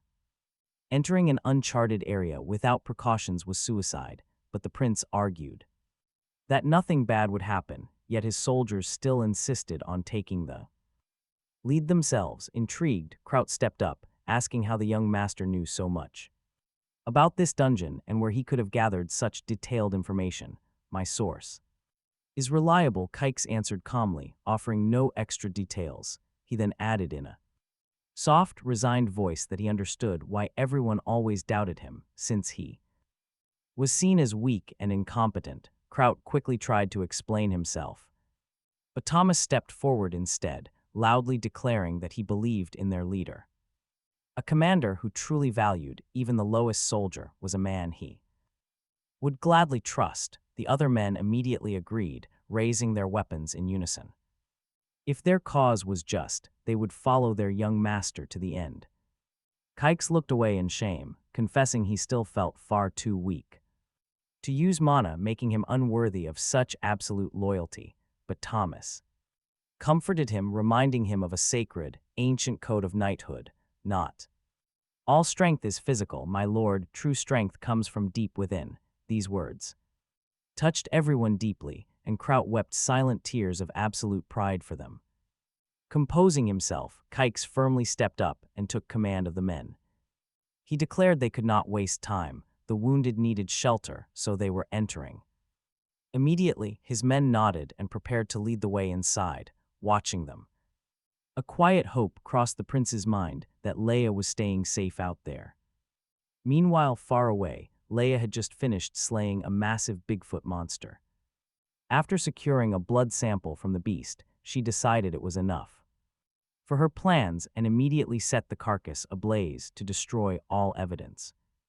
She scaled the tallest nearby tree to scan the surrounding forest, predicting that Other monsters in the area would soon gather at the rising smoke, but from her high perch, she spotted a far more dangerous threat approaching. Sneaking through the brush below were members of her very own guild. Leia knew it was only a matter of time before they hunted her down. But she would not be captured. If they wanted a fight, she would strike first. Below, hooded figures analyzed the charred remains, noting the body was completely destroyed right after the kill. Still, they had no idea who did it. The scout leader analyzing the scene suspected that only a powerful local noble family could have unleashed such a devastating attack on the beast. He immediately decided to warn Viscount Servio of this critical emergency. Watching from the branches, Leia quietly kept her eyes on the scouts. She saw them packing up, preparing to send out their urgent reports. Carefully checking the breeze, she used a specialized technique to test the wind. She pulled out the Bigfoot blood she gathered and released it to drift. Retaking her hiding spot in the trees, she waited for her trap to activate, and just like that, the plan worked. The scent of fresh blood began spreading, amplified by the heat. The smell completely enraged the nearby beasts. The entire pack went wild, including their terrifying, massive albino leader. Screaming in sheer fury, the giant monster ordered an all-out, brutal charge. He searched for the one responsible, back with the hunters, their leader. Decided he had to deliver his report to the chief right away. Heading back, he kept checking his shoulder, scanning for any pursuers. Any mistake could ruin the entire mission, but his caution was completely useless. Talk about a brutal reality check. He got caught completely off guard. When a blade pierced his back, Leia struck with surgical precision, taking out the messenger before he could warn anyone. Taking a quick precaution, she grabbed the report, scanning the lines and wondering who it was for. Meanwhile, across the kingdom, the prince struggled to process their latest discovery inside the hidden passage. Thomas explained that his squad only made it this far because of an enchanted crystal ball they managed to find. The prince stared at the device. Even if the chamber's old barriers had decayed, getting inside shouldn't have been this easy. When pressed, Thomas admitted that Viscount Mari's Antonio was the ruling nobleman here. His men had uncovered precious stones, glowing crystals, and rare herbs used in magical experiments, along with various enchanted tools. While none of the loot was incredibly expensive, it proved that a powerful mage had been using this sanctuary. The prince, though, sensed a far greater treasure lay hidden just out of sight. His gaze locked onto a seemingly empty corner of the stone chamber. Feeling a strange pull from the shadows, but Kraut stepped in, blocking his path and warning him that they had no idea what kind of deadly traps were waiting. He insisted on a proper sweep before they took another step. Annoyed, the prince realized he could not change his bodyguard's mind, so he reluctantly ordered Kraut to start the search. After scanning the walls, Kraut found a hidden pressure plate that triggered a concealed door. Now this is exactly where things get interesting, because this was precisely what the prince wanted. Stepping inside the dark room, Kraut remarked that even after mapping the entire ruin, he had completely missed this chamber. But Kix explained that the room was just a decoy, a clever illusion built to mask the real treasure. He added that ancient architects often built dummy vaults around tombs and wizard labs to completely throw off grave robbers. Kraut realized this was only the first layer, meaning they were getting close to their true destination. The thought of claiming whatever lay inside the final vault made him look visibly excited. The prince explained that unlocking the path required them to project their intent directly into the focus crystal. As they watched Kix operate the mechanisms with perfect precision, a sudden grinding sound made Kraut jump. A door had appeared and he instinctively lunged forward, but Kix yelled a warning, explaining that this portal was another trap and rushing in would get them killed. They needed absolute focus, since activating the ancient core would trigger multiple decoy gates as a defense system before showing the true path, keeping his focus. The prince triggered a brand new archway, realizing this had to be the actual entrance. Crossing the threshold, Kraut froze as the truth hit him.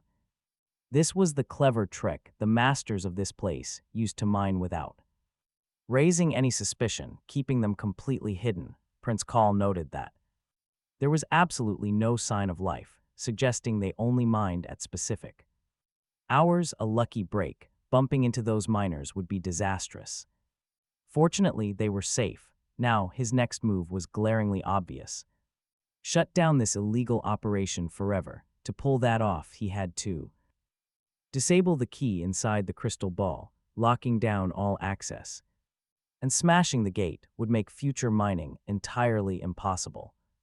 Call smiled, calling it a perfect parting gift. He ordered Kraut and his crew to gather every scrap of silver in the chamber, and once they were done, to drop his prepared message, but Kraut hesitated, hating the idea of leaving the prince alone in this dark place.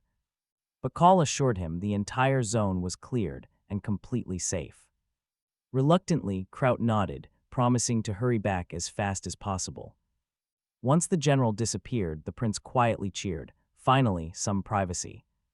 He strolled over to a nearby wall, recalling a secret only he possessed. Thanks to his past knowledge of the game, he knew every little detail. Yet seeing the legendary item in person was on a whole different level. No flat screen could compare. Right there, hidden away, was Pristine's bracelet, a legendary artifact that shielded its wearer with an absolute barrier against any lethal blow. For a weakling like him, this was a lifesaver. Basically, he just secured a second life. Slipping it on, he felt way safer. But get this, another bizarre thing in the chamber caught his eye: a glistening black inscription. The language was completely unrecognizable, leaving him unable to read it. Yet one name stood out clearly. He knew it instantly. It was the legendary goddess who supposedly brought magic to the people of this world. In all his past playthroughs, he had never seen anything like this. Could it be tied to his reincarnation? Curious, he reached out and touched the writing. Suddenly, a swirling portal opened up, dragging him straight into a pitch-black void. There he faced a bizarre, incomprehensible presence, having no clue what it was. He figured it had to be linked to the goddess Hectoria. Suddenly, the divine presence surged, and a brutal headache ripped through the prince. Ghostly voices echoed in his mind. Then a vision of Hectoria appeared, screaming in protest. "This is inhuman," but a cold, booming voice cut her off, stating there were no humans here. The speaker declared that the decision was finalized by a majority vote, and Hectoria had no right to oppose their sacred pact. "This is pure violence," she yelled back, furious, but the cold voice retorted. If she refused to cooperate, she would get exactly what she wanted. Since she loved humans so much, she would become one of them, instantly. Hectoria was struck by an overwhelming power. Call watched, frozen in raw terror. Yet the worst part was the agonizing sound of her screaming as her divine powers were brutally torn away. The sound was so agonizing, he thought his head would explode. For her defiance, Hectoria was stripped of everything, and the mysterious voice stripped away her very divinity, declaring her immortal.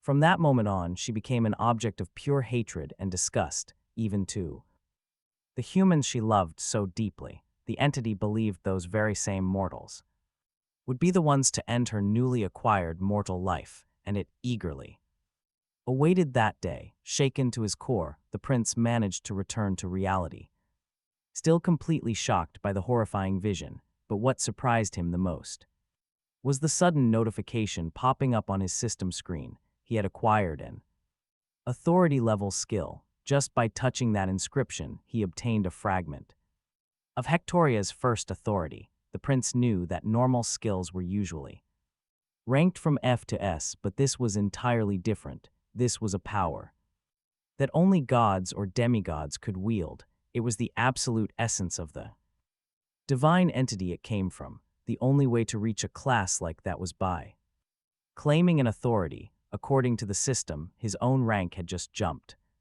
From this, he realized that the goddess Hectoria was definitely the one who brought him to this world. What's more, a skill this insane could actually harm even a divine being. The prince had to wonder, was he supposed to take revenge on the other gods on Hectoria's behalf? He started laughing, wondering if that was actually the ultimate goal of the game. Even though he hated being manipulated, he was ready to play this through to the very end, whatever it cost. Right then, Kraut walked up to announce they had finished up their work. He led the prince over to inspect their findings, and the young man was completely dazzled by the sheer amount of wealth. They estimated roughly 30,000 gold coins, which was way more than expected. Kraut added that they also uncovered some silver bars potentially worth up to 100,000 gold coins, but he noted that hauling all of this with their exhausted, weakened soldiers would be incredibly tough. But honestly, our main guy is not worried at all. He had unlocked his inventory space during that fight with the goblin and knew he could use it to carry every single box. He ordered Kraut to stack all the treasure together. Once the massive loot was fully organized, the prince instructed his ally to get the men ready to head back. But what about the boxes, my lord, and what do we do with them? Kraut asked. The prince paused to think. The locals did not know this was a game. They would never understand the concept of a system inventory. Luckily, as royalty, he did not owe anyone detailed explanations, just a good excuse. He claimed that while they moved the boxes, he found a magical bracelet, and he would use it to store the treasure. Kraut was completely stunned by the revelation. Keep this a secret, the prince quietly commanded. Kraut understood immediately. A priceless item like this needed protection. He promised to keep watch while the prince stored the boxes. The royal then activated his system and opened up the inventory. Just like playing a video game, he started transferring all the items inside. Not knowing the exact weight limit, he tested things out. Slowly, bit by bit, to his amazement, he easily packed away all the treasure without a single hitch. He would not have to worry about money for a very long time. Finally, it was time to head home. Stepping out of the chamber, he met back up with the soldiers. Kraut reported that the men were ready to hit the road. The prince asked if Leia had returned yet, but Kraut replied with a grim no, fearing she had abandoned them. But then Kix stepped in, claiming. Kraut realized it then. Those Bigfoots fleeing earlier was absolutely no coincidence. Leia had not been sitting idle during her absence. Once Prince Kix revealed the nature of her mission, Kraut warned him the plan was too dangerous. Sure, he did not have the best impression of her, but he did not want her to die like that. Kix explained he tried to include the general in his plan, but after being refused, he had to act on his own. Kraut remembered how he first judged the method as far too risky. But now he realized his mistake. Right after that, the prince declared that Leia disappearing like this meant something had gone horribly wrong. Because this mission only worked thanks to her, Kix felt it was his duty to repay the favor and rescue her, asking his soldiers for their support. The soldiers were shocked at first, but since it was a direct order from their lord, saying no was out of the question. Kix was surprised by their instant loyalty, knowing he had their backing. As for Kraut, he felt he had not been helpful enough, and as a proud knight, swore to fulfill his duty to the absolute best of his ability. Kix then told him to assemble a search party, leaving the rest in the cellar. Meanwhile, Kix weighed the possibilities. Leia could have been captured by the Bigfoots, or maybe even by her own mysterious organization. But he doubted that second option, since his pursuers could not possibly know about this secret mission. Getting caught by Bigfoot seemed far more likely. Besides, Leia was an expert at covering her tracks, so she would not be careless enough to mess this up. The real problem was actually finding her. Kraut walked over, asking where they were headed. Kix replied they were going straight for the Bigfoot leader. He handed Kraut some strange herbs, telling him to boil them and coat their weapons with The oil, Kix was firm, telling him to stop asking questions and just follow the plan. He had to find Leia no matter what, a bit.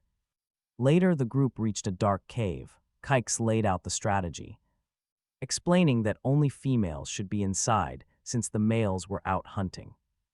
They had to clear the nest first, then ambush the returning males and track them right back to Leia. He promised this fight would be different this time because their blades were now coated in poison. Their approach was loud, and the monsters inside the cave quickly caught on. Hearing the beasts gather, Kix warned his men that they were coming and ordered the charge. As the chaotic battle began, he and Thomas slipped away to find Leia. Kix refused to believe she was defeated. She was probably just hiding. Finding her was only a matter of time.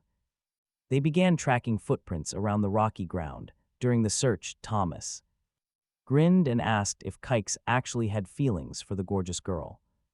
Annoyed, Kix immediately shut him down, saying this search had nothing to do with feelings. Despite the sharp response, Thomas kept talking, noting he never expected Leia to volunteer for such a suicidal mission.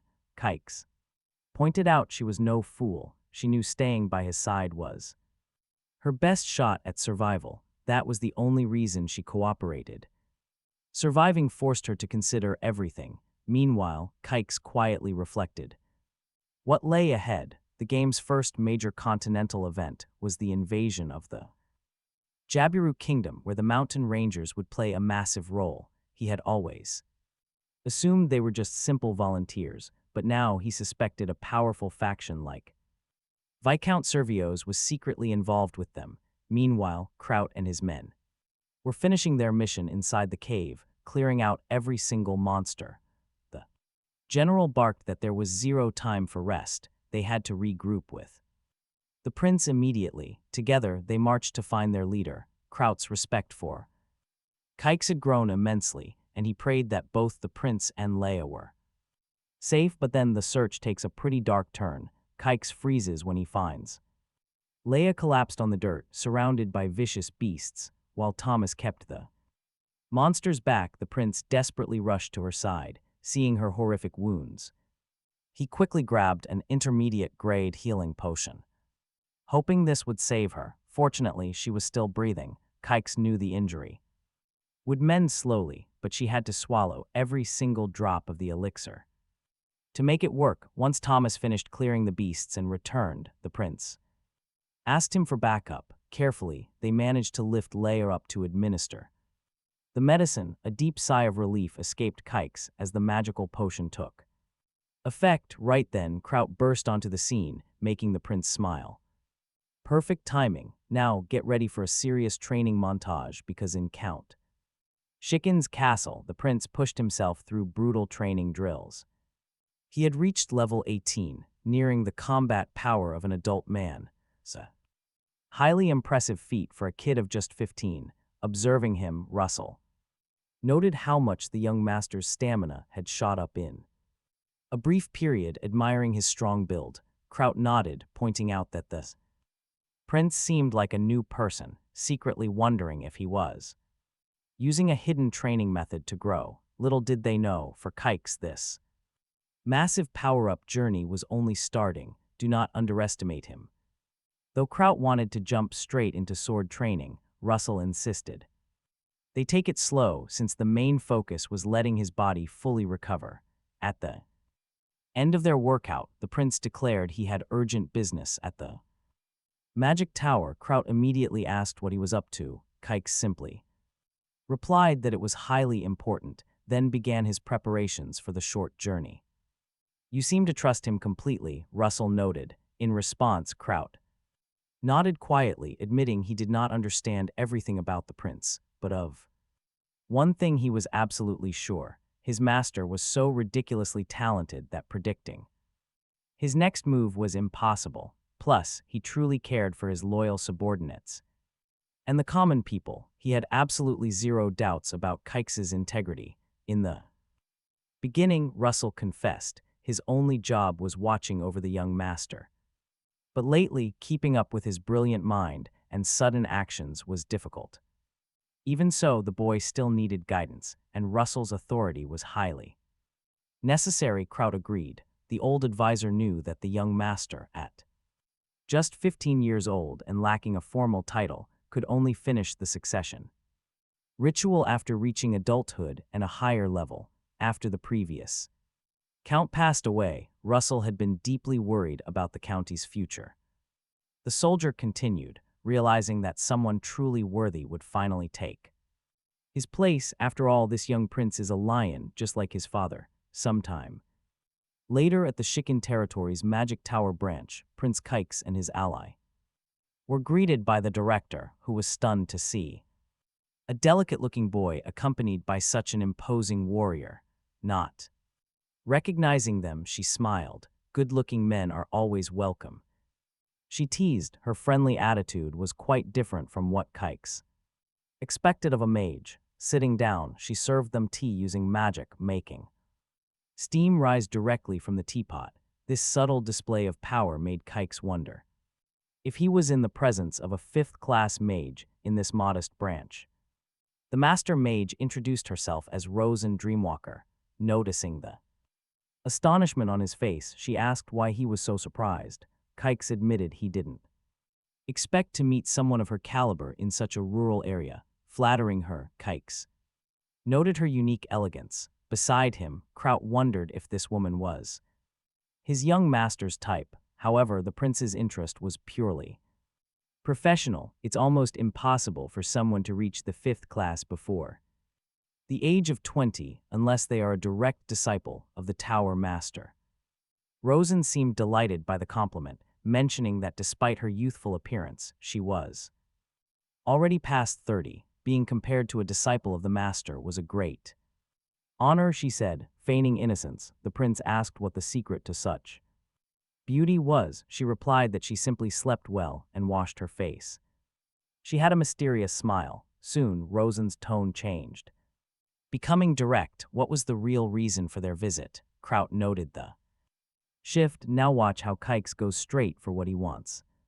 He bluntly asked to buy an explosion scroll, catching Rosen completely off guard. She quickly composed herself, realizing she had a very valuable customer. Rosen explained that she would normally charge the standard price for such a rare scroll. However, because she had taken a liking to Kix, she offered a generous discount, reducing the price to just 500 gold coins. Kix, concerned, questioned if she would get into trouble for offering such a massive discount. Rosen reassured him, stating that although this local Magic Tower branch was in poor condition, the authority of a branch director was absolute. Given this, Kix immediately took the opportunity to make a massive request, a reserve fund loan. This proposal stunned Rosen, who asked how much he would need. 60,000 gold coins, Kix replied without hesitation.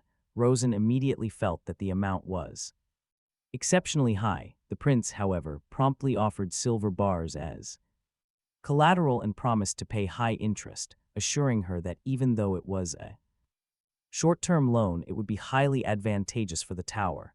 In his mind, Kix laid out his brilliant strategy. He couldn't use the coins stolen from Gerard's vault to settle his debt. That would expose his entire plan. This loan was the perfect way to launder the money. Besides, there was nowhere else he could secure such a massive amount, making it crucial to convince Rosen to agree to the deal. However, the mage hesitated, considering the request quite excessive. For a second, Kix feared he had acted way too hastily, relying too much on her favor. Rosen explained that her supervisor would absolutely reject such a proposal, but she offered a solution. Central supervisors rarely visit this place, she whispered, said with a conspiratorial smirk. If they kept this completely quiet, she could grant the massive loan.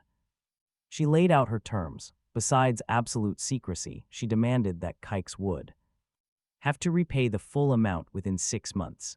Otherwise, the collateral silver bars would be sold off to cover the massive debt. Under these strict terms, she was willing to proceed. Kix smiled inwardly. This was exactly what he had hoped for, knowing that greedy mages always needed research funds. The interest on 60,000 gold coins was simply too tempting for Rosen to pass up. I would be incredibly grateful if you can grant me this loan, he declared formally. Accepting her conditions, with their deal sealed, his debt to Gerard was practically settled.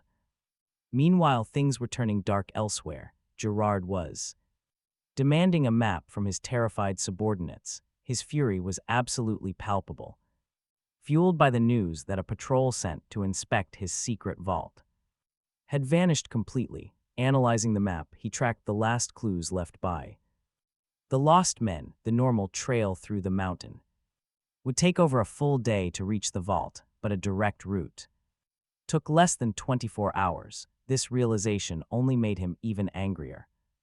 Prepare yourselves, we march to the Gourd Highlands immediately, he ordered.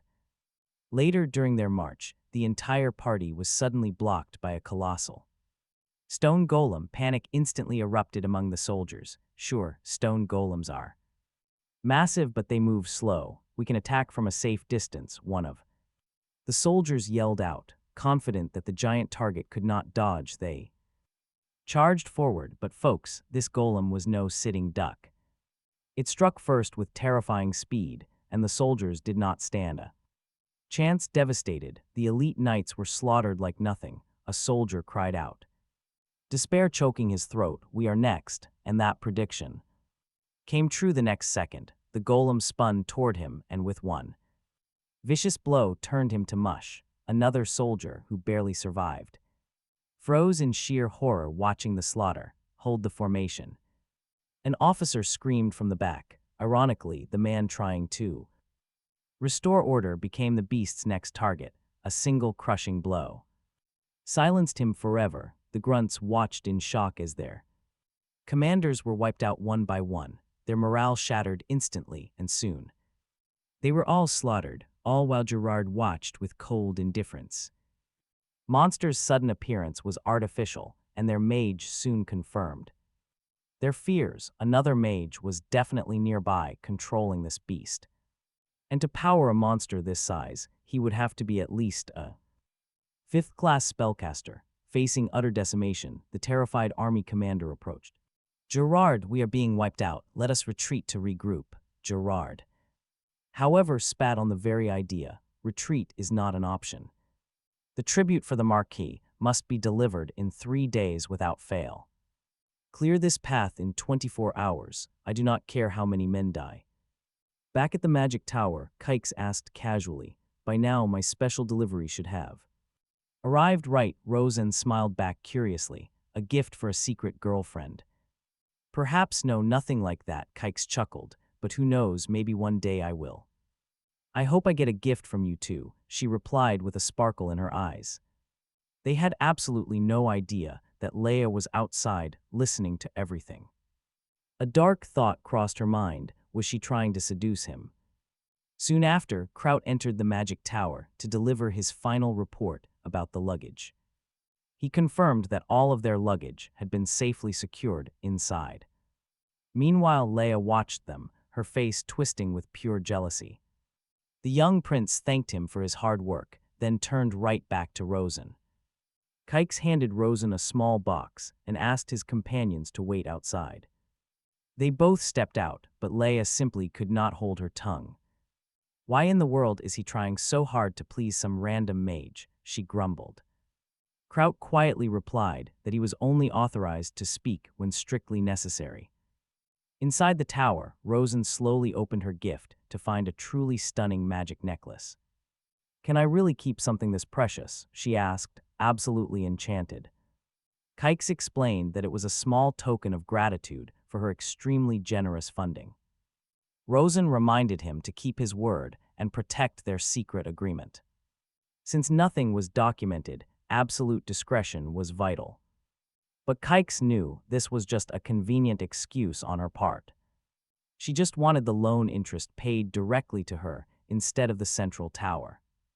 Either way, he smiled and assured her that her secret was safe. Rosen beamed, warmly welcoming this kind of secret business. Plus, having a handsome prince around had skyrocketed her scroll sales. Then her curious expression turned sharp. Are you planning to start a massive war? She was referring to the massive pile of explosion scrolls he bought. Kix marveled at her sharp wit. She certainly earned her chief title. To quickly throw her off the scent, the prince completely played down his real intentions. I would never do that, he lied, claiming they were just for mining. He claimed he completely emptied his stock during his last big dig. Rosen remained highly skeptical of his sudden mining excuse. Kix gave her a knowing smirk, dodging any further direct questions. He promised they would have plenty of time to chat in the future. As she smiled in eager anticipation, the young prince finally stepped out into the air. A massive wave of relief washed over him as his debt was finally settled. Now his only worry was how Gerard would react. He could not wait to see the greedy man realize he had been robbed. Under Selvio's oppressive influence in the past, he had been treated like a worthless weed. But their assassination attempt failed, and now he is back for blood. Honestly, his absolute thirst for revenge is about to trigger a wave of pure chaos. Meanwhile, far across the land, Gerard's men were fighting for their lives. They were desperately trying to restrain a colossal, rampaging golem with heavy steel chains. Armed with heavy chains and stakes, they searched for its weak point. The strategy was incredibly simple: shatter the vulnerable core to shut the massive creature down. One soldier finally landed a clean hit, triggering a massive, blinding explosion. The blast was successful, but it instantly vaporized several nearby soldiers. A bloody victory, leaving most of their vanguard dead or severely injured. But Gerard completely ignored the losses, focusing only on his objective. Gerard coldly ordered them to open the vault. A mage stepped forward, preparing the crystal sphere key to hand over to his expectant master, but upon trying to use it, a metallic voice echoed from the gate. Warning: unauthorized user detected. Step away immediately or you will be eliminated. Startled, Gerard tried again, wondering what went wrong. But all his attempts were useless. Access was repeatedly denied. The mage urgently warned him to fall back before the countdown ended. They scrambled away from the entrance, but the system's voice boomed again. Interception program active, dispatching containment units. Intruders will be eliminated immediately. Meanwhile, back with Kix's group on their long journey home, he asked Leia about her bad mood. She admitted it all started when he showed too much affection. To that mage from the tower, the prince assured her there was no hidden motive, insisting he was there strictly on business. Suddenly, changing the subject completely, Kix asked her an unexpected question. What would happen if Sylvia were betrayed? Leia was confused. Why would anyone do that? The Viscount is not the forgiving type. He's a strict perfectionist who won't tolerate failure under any circumstances, Kix countered, asking if she thought someone like Gerard would meekly accept his own death even on the Viscount's orders. Leia thought about it and agreed. If Gerard finds out he has been deceived, he'll do whatever it takes to survive. He wouldn't hesitate to betray the Viscount if necessary. Exactly. Gerard won't let himself go down easy, the prince concluded, silently. Leia watched him, realizing that once again, Kix was plotting a secret scheme. On his own, leaving her behind with a growing sense of isolation. Inside her, meanwhile, on the Gold Plateau, Gerard received a grim report. They successfully cleared the monsters with their reinforcement support. But their own forces were almost entirely wiped out in the process. Furious, Gerard ordered them to raise a new army immediately. First priority was opening that vault door, figuring the only way inside was to blast the door open with a magic scroll, regardless of damage. Collateral damage didn't matter. Soon, the entrance was blown to absolute pieces. But as he stepped inside, a terrible feeling washed over him. After a short walk, they reached the treasure chamber. It was empty. Completely empty. He ordered his men to search every corner. Instead of gold or silver, they found nothing but scrolls. Talk about a nightmare. One soldier realized those were explosive scrolls. Detonating just one triggered a massive chain reaction. The resulting blast completely decimated his remaining shadow allies. Terrified, Gerard realized they had walked right into a deadly magic trap. The ceiling collapsed, crushing everyone. He knew he was doomed. The Viscount would surely execute him for this complete failure. Desperate, he announced it was time to activate their emergency plan. A terrified soldier knew what to do. Gerard approached the mage. Showing fake gratitude, he smiled and stabbed the mage in the back. A soldier lies dying. Gerard stares down coldly, telling the man he isn't to blame. Your only mistake was knowing too much, Gerard murmurs, claiming he had no other option. Once the dirty deed is done, his subordinate warns him that Cape won't stay quiet. Cape definitely suspects something is wrong and will likely search the ruins himself. Gerard shrugs it off as a minor setback, completely unfazed by the threat. He insists they must push forward and execute their backup plan immediately. Sometime later, Gerard arrives at Viscount Selvio's estate to deliver his report. The Lord listens closely as Gerard explains that the secret treasure is gone. Gerard knows he messed up. He drops straight to his knees. He begs for mercy, but Selvio snaps back that he wants no excuses. Results are the only thing that matter. Where is my stored silver? Gerard quickly shifts the blame to tomb raiders who dug an underground passage. He claims these intruders accidentally triggered the old defense systems of the ruins. Because the traps went off, the thieves couldn't carry off all the loot. Most of the heavy silver was left behind since the tunnels are so narrow. He argues that hauling heavy treasure chests through tight crawlspaces is almost impossible. To track down the culprits, Gerard says he secretly put a bounty out. He contacted local silver dealers and set several other traps in motion. With these moves, he guarantees he will track down the missing cargo soon. Plus, he predicts the thieves will eventually return to grab the leftover silver. And when they show their faces again, his men will be lying in wait. Once a thief gets a taste of success, they always come back for more. Especially for a prize this massive, Viscount Selvio seems to buy the story. Gerard thinks he is totally safe, but oh boy, is he about to learn. Selvio praises the plan to squeeze the thieves, but adds a dark twist. Gerard still needs to be punished. The Lord unleashes a brutal whip crack. Heavy lashes rain down as Selvio pours all his burning rage onto him. He screams that he knows about Gerard's petty rivalry with the Shadow Commander. Because of Gerard's stupid ego, their carefully trained forces are now completely useless. With over half of their elite soldiers wounded or dead, Selvio is livid. The Viscount yells that he does not care about their pathetic personal grudges. But the moment those squabbles ruin the grand plan, he will step in. He instantly strips Gerard of his command over the elite dark forces. From this second on, Gerard cannot take a single step without direct permission. Next, the Viscount brings up the critical tribute owed to Marquis Antonio. He orders the disgraced commander to ride to the Shaken territory immediately. His job is to seize their land deed to settle their massive debt. If they cannot pay, Gerard must bleed them dry of every single coin. Even if they must sell their entire business, they will pay. Gerard is furious. That was the fortune he wanted to steal for himself. Now it goes to Selvio. Having to hand over his prize physically hurts, but his lord is not done. Selvio issues a cold warning. He knows exactly what happens if he fails. If that stolen silver is not recovered, Gerard's life is forfeit. He nods. Shaken, he leaves the chambers, where a servant hands him a healing potion. He downs the medicine to soothe his bloody back, his mind plotting revenge. The servant hid his injuries, but Gerard insisted he use the elixir too.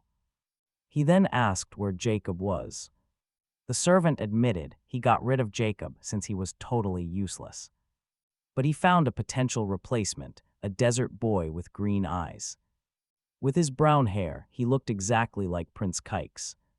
Gerard despised dark-skinned people, but could tolerate him for now. With that out of the way, Gerard asked about their preparations. The servant promised everything would be ready in 3 days. Gerard smiled, knowing his path was finally wide open. Over half the Shadow Squad was out of commission. The rest were hunting fake tomb raiders, the perfect chance. He immediately ordered his servant to raid Count Shaken's estate for valuables. The more gold they escaped with to rebuild their lives, the better. The servant hesitated, remembering how this lord had ruined them before. He had crushed the Shaken family's succession war against Prince Kix. Could it really be that easy? Soon, Kraut made an announcement in the Shaken territory. Gerard had arrived for another sudden visit to collect the debt. Russell remarked that things were playing out exactly as predicted. He ordered Kraut to stand by Prince Kix during the meeting. Kraut felt like dead weight, but Russell reassured him of his role. His duty was simply to support his master. Soon, Kix met Gerard. The corrupt noble praised the prince's improved physique, but Kix cut him off. "Spare me the pleasantries. Your blatant disrespect has already exhausted my patience." "Get straight to the point," Gerard sneered, agreeing to be direct. He confidently announced he was there to execute an official asset seizure. He claimed the territory owed 60,000 gold coins with no way to pay. Therefore, he would confiscate everything valuable to settle the balance. "And what if I refuse?" the prince calmly asked. Gerard threatened him. He warned that a senior officer would watch his every move under constant surveillance. Kraut stepped forward to defend the prince, refusing to allow this. But Gerard warned him, violence would only worsen their fragile situation. His word was law when it came to recovering royal funds. "If so," Kix said smoothly, "then there must be some wiggle room. Surely the payment could be postponed under the right circumstances." Gerard smirked. The young prince was surprisingly sharp and direct. He agreed they could reach a deal. The prince smiled inwardly. The truth was clear. Gerard was desperate enough to accept a bribe. Demanding collection, this early only confirmed the prince's deep suspicions. With his stolen funds gone, Gerard was desperately trying to recover his losses. He bet the territory would be broke, but Kix had a surprise. "I have gathered the funds," Kix announced, shocking the noble. He promised to pay in full. Why the shock? This is good news. Kix then presented several bonds issued by the Royal Chamber of Commerce. Gerard inspected the papers, verifying they were absolutely genuine. Left completely speechless, he wondered how the prince got them so quickly. Unlike gold and silver, these bonds were light and easy to transport, if he just took them and fled. He could easily escape any punishment from Viscount Selvios, and even find safety in exile across the border. Right then, the prince placed a gleaming silver bar on the table, asking if he wanted to verify it because he had 32 more pieces left. 420 boxes. Gerard froze. The prince was openly revealing himself as the culprit behind the stolen treasury of Viscount Selvios.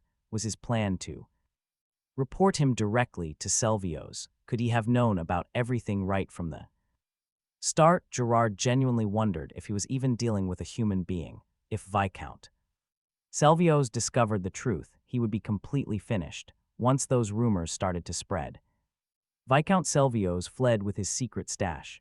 Meanwhile, Kix remained relentless. "You are taking the fall," Kix warned. Therefore, he had two options: betray the Viscount and run, or take full responsibility for his failures and face execution. Seeing Gerard freeze in shock, the prince offered a tiny glimmer of hope, promising to help him survive during his escape. Kraut watched silently, trying to decode what his master was actually planning. Simply escaping this territory would not be enough, Gerard argued with a shaking voice, but Kix promised support so massive that no one could ever lay a finger on him. When Gerard asked why he was helping him against one of the most powerful men in the kingdom, Kix replied that this was exactly why. Gerard still demanded security even stronger than a royal prince could offer. Kix confidently gave his word. But of course, every favor comes with a price. He handed over a document stating it would grant him safe passage. In reality, it was a receipt proving Shikken County paid off its whole debt using bonds from the royal family. Right then, Gerard fully understood Prince Kix was absolutely terrifying. He had fooled the entire kingdom by playing the brainless fool. Now, the tables have completely turned. Gerard realized making an enemy of him was suicide, so he signed the contract. Before, he saw only a weak little boy, but now he was dealing with a genius way beyond his league. Gerard asked what to do next. In response, Kix merely handed the newly signed contract straight to Kraut and announced their departure for the capital. Soon after, Gerard packed up and hit the road, looking at their situation. Kix noted he would need backing, pointing to the highly influential Prince Gale. Kraut was worried his master was giving up his only real shield, but Kix quickly dismissed the concern, assuring him his core strategy had not changed. He pointed out they made 60,000 gold coins, though the real focus was never about the wealth. Offering a very mysterious smirk, he added that Kraut would understand his true motives soon enough. Sometime later, the panicked chief of staff of Viscount Selvios rushed forward with urgent reports. Every single executive from the Mirth Trading Company had completely vanished. Although their core assets looked fine on paper, everything had already been sold. Just then, another messenger burst in completely out of breath, yelling that the Mirth headquarters was overrun by angry debt collectors. The massive commotion was only the beginning. Worse news arrived from the shadows. Several lead instructors from the High Fortress on the Gold Plateau had mysteriously vanished, adding to the growing list of those found dead. A heavy, suffocating silence hangs over the room after the dark reports. Then Cape enters, keeping his head low as he begs for forgiveness. He reports that unhappy soldiers are deserting to join the rising movement. Selvios snaps his head up, asking where they went. Cape answers Shaken. A week ago, the Viscount's security forces ambushed Gerard and his men. But a quick sweep of the dungeon reveals Gerard is already gone. Since Shaken is hostile territory, the trackers had to halt their search. Selvios narrows his eyes, wondering why Gerard would choose Shaken of all places. The man is simply too smart to try such an obvious escape. Yet a dangerous possibility begins to take root in Selvios' mind. He immediately orders his chief of staff to secure the Gold Plateau. Keep this dead quiet, he warns, and see if the silver is still there. His subordinate hesitates, reminding him that the mine collapsed and buried everything. He asks how they can check, but Selvios remains entirely unyielding. Even if you must dig with your bare hands, do it, then he turns. He commands Gale to take charge of the squad and recall all trackers immediately. He refuses to blow their spies cover for a runaway who is already gone. Still, the hunt continues, and he orders a boat to watch the Aran River. If nothing happens in 2 weeks, it means they are still hiding nearby. That gives them a chance to hunt them down eventually, so stay ready. Finally, Selvios orders preparations to meet with his ally, Marquis Antonio. Later at the castle, Antonio welcomes him with a sharp, mocking smile. It seems even perfectionists like you fail sometimes, Antonio notes. Selvios shrugs it off, claiming it is just one minor base lost. Yet since that failure, a heavy shadow has hung over their plans. Still, Selvios argues it was their best chance to eliminate the threat. Count Colin Shaken was reaching Class 7, making him far too dangerous. Allowing a power like that near the king would completely ruin their plans. There is no turning back now, and the king's men are already searching. They will hunt down whoever dared to steal the Viscount's silver. Antonio asks how they should handle the arrogant Shaken territory now. Maybe diplomacy is better than throwing lives away, Selvios muses. He points out that the Shaken Noble Council seat remains totally empty. Their current representative is Tigra, who is secretly loyal to them. They can use him as a puppet before any replacement is appointed. Meanwhile, Kix maps out the moves with his trusted ally, Kraut. He predicts Selvios will choose diplomacy over throwing soldiers into battle. Selvios knows of Gerard's betrayal, but war is simply too expensive right now. Kraut listens quietly, asking what kind of scheme they should expect next. Kix explains that lords rarely leave the safety of their massive castles. Instead, they fight dirty in the capital, using their political puppets. The Council of Nobles is where the real shadow warfare happens. Kraut asks if they should send someone they can actually trust there. Tigra is the clear option, but he remains Stella's right-hand man.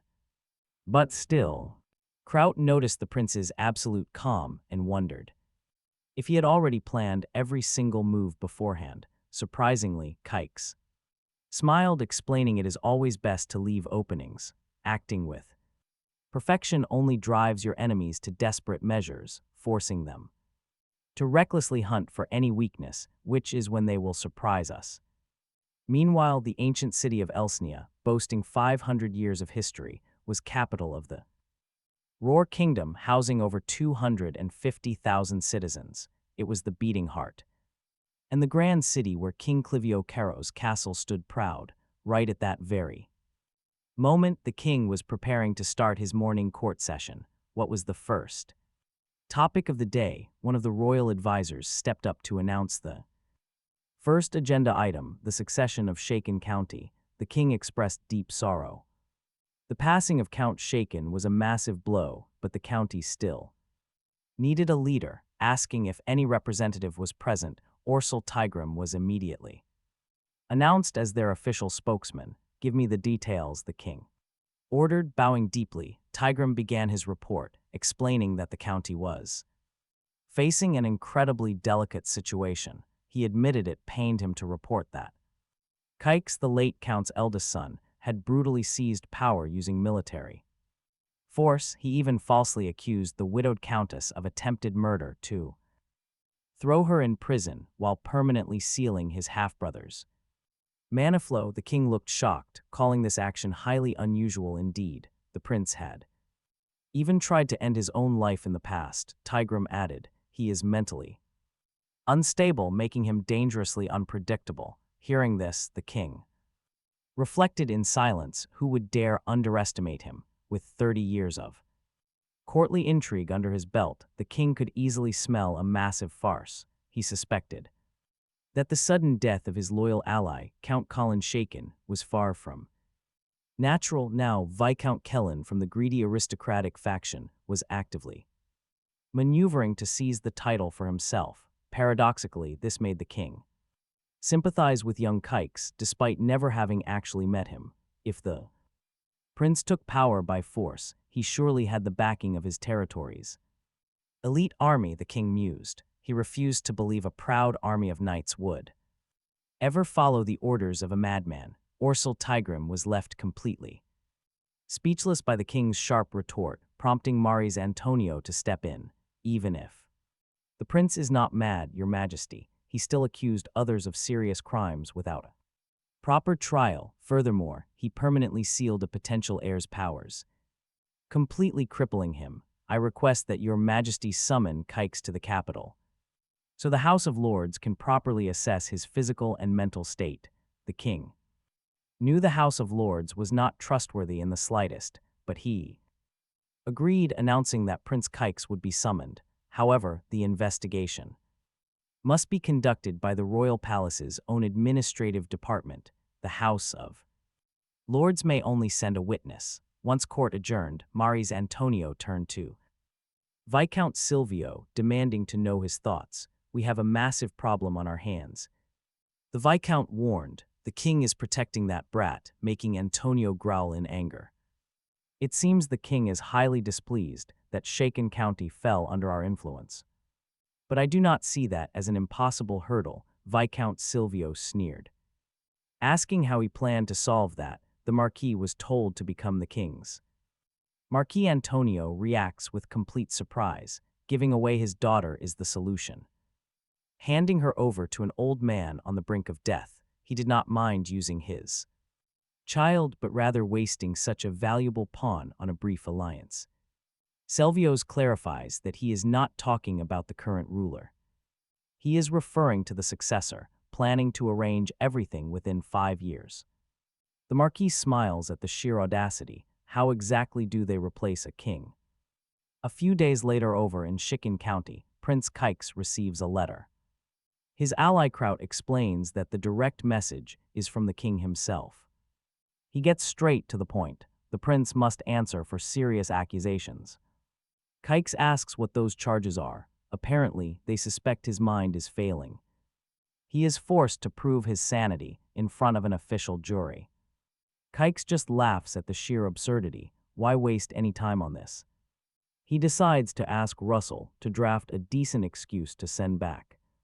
A worried Kraut asks if the prince truly plans to defy a direct royal decree. Kix declares he will not move just because the king demands it. Right now, his enemies are surely waiting for him to step outside. Leaving the safety of his walls means walking right into a deadly trap.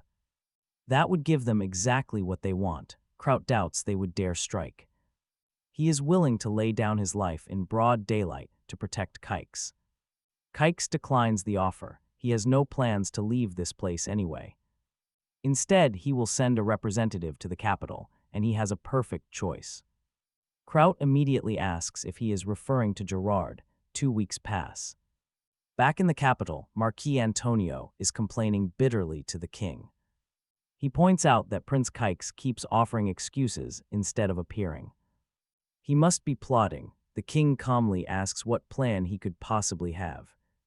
Antonio mentions that Kix sealed his half-brother's monoflow without reason. He is clearly hiding out of fear, so what does the Marquis suggest?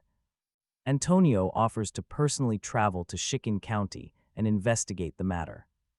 The king gives his full authorization for the long journey. Next, the servant prepares to introduce the final topic of the meeting. But as he reads the agenda, his face twists in absolute shock. He announces the next item is the engagement of the fifth prince, Sale. Now this is where things get really interesting in the royal court. The announcement sparks immediate shock, especially from Duke Ottor. The king then declares that Marquis Antonio's daughter is highly intelligent. And since she is beautiful, he happily consents to her marrying Prince Sale. Marquis Antonio quickly steps forward to call this union an immense honor. However, Duke Ottor is not having it and vehemently objects to the news. He argues that imperial tradition dictates how brides are chosen. They must come from the elite ladies who serve the queen directly. These candidates are carefully selected and trained alongside the noblest families. Antonio just watches, deeply satisfied that his secret maneuver worked. He caught everyone completely off guard. Now, the king addresses the protest. He asks the duke if he is implying Antonio's daughter is somehow inferior.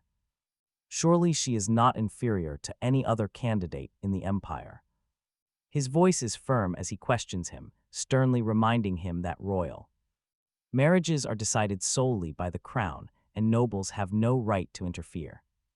Duke Otto knows this well, yet he cannot shake the feeling that this is deeply wrong. Still, he lacks the sheer political strength to challenge a royal decree. He and his moralist faction stand firmly behind the first prince, but the fifth prince has the queen's blood on his side. The end game is clear. The king wants his youngest son to take the crown over the firstborn. This means the entire moralist faction has been cast aside, and the very foundation of their power is starting to collapse. Then, right at this critical moment, the first prince bursts into the chamber, announcing he has an urgent matter to discuss. The king warns that he was not summoned to this gathering and orders him to leave at once. But the prince holds his ground, refusing to go until his father listens. Resolutely, infuriated by this defiance, the king demands to know if his authority is being challenged. The prince quickly denies it, but the king declares that his refusal to obey is nothing short of direct treason. The monarch makes it absolutely clear that he will tolerate zero interference in Prince Sale's upcoming marriage. However, the first prince calmly states he has no interest in meddling with his brother's affairs. he has uncovered vital information regarding an entirely different matter, something that demands the attention of everyone in this room. Naturally, the king wants to know what it is, his growing curiosity finally winning over his annoyance. The prince reveals a shocking letter sent by Russell Nigel, the representative of Shaken County. Hearing that name, the king immediately questions why they are discussing a closed case that was settled long ago. But right then, Duke Otto speaks up, arguing that this matter still has dangerous loose ends and that the letter is crucial to understanding the real situation in the Shaken territory. He points out how alarming their total silence has been, making this new message incredibly important. What is more, the Duke points out that Marquis Antonio, the man appointed to lead the investigation, is the Lord of Viscount Selvio's, meaning he is directly involved. Visibly annoyed, Antonio asks if the Duke is accusing him of being untrustworthy. Otto calmly counters that it is simply biased to put an active participant in charge of the investigation, but Antonio sneers, asking how anyone can trust this Viscount Russell anyway, claiming the man has close ties to Prince Kix and might be an accomplice in his treasonous crimes. Duke Otto fiercely defends Russell, praising him as the former commander of the Blue Lions and a noble swordmaster famous for his absolute chivalry and hatred of evil. He reminds the court that Russell was even awarded the prestigious Royal Order of Honor, making it completely impossible for such a legendary knight to ever send a fabricated report. After all, in a nation proudly called the Land of Knights, if a hero's word cannot be trusted, then no honor exists. Antonio mocks, asking if the Duke distrusts his own nation's administration. Sick of the bickering, the king intervenes, admitting that Duke Otto makes a very fair point. Quieted by this, Antonio quickly retreats, claiming he never doubted Russell's honor. Satisfied, the king commands that the letter be shared and tells the prince to read it aloud. Standing before the court, the prince begins to. The letter was read. Russell Nigel reported a shocking assassination attempt. It targeted young Prince Kix. Gronbein was also deeply involved. Desperate to escape punishment, the rogue prince closed his mana cycle.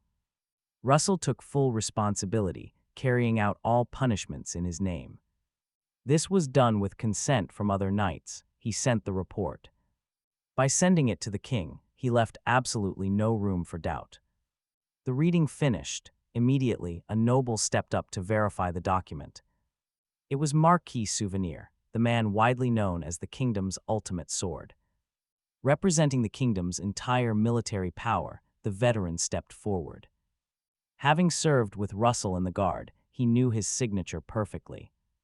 Souvenir, recognizing Russell as a true, noble knight, examined the letter carefully.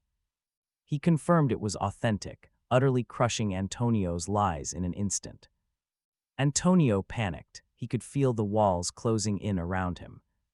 His plan to crush the moralists and marry his daughter to the heir, ruined. All because of Souvenir's sudden interference. Talk about a massive disaster.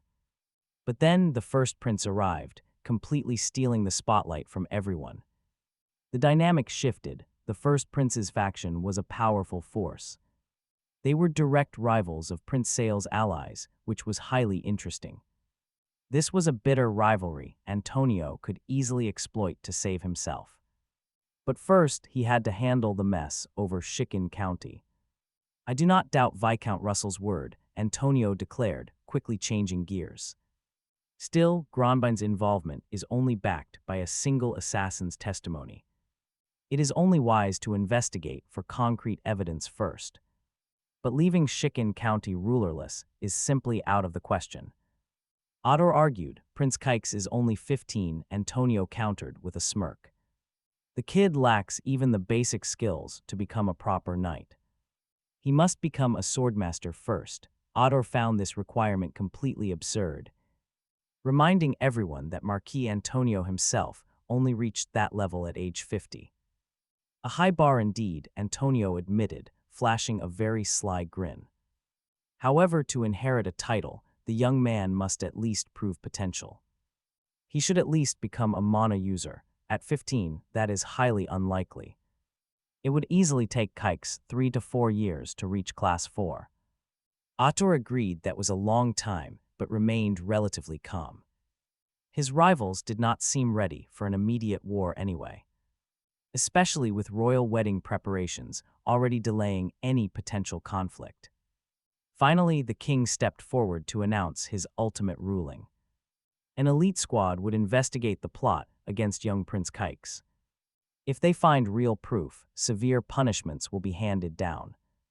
However, this investigation will only last until Kix reaches Class 4. If the prince reaches that level early, the investigation immediately ends. He would then be allowed to succeed to Shiken County.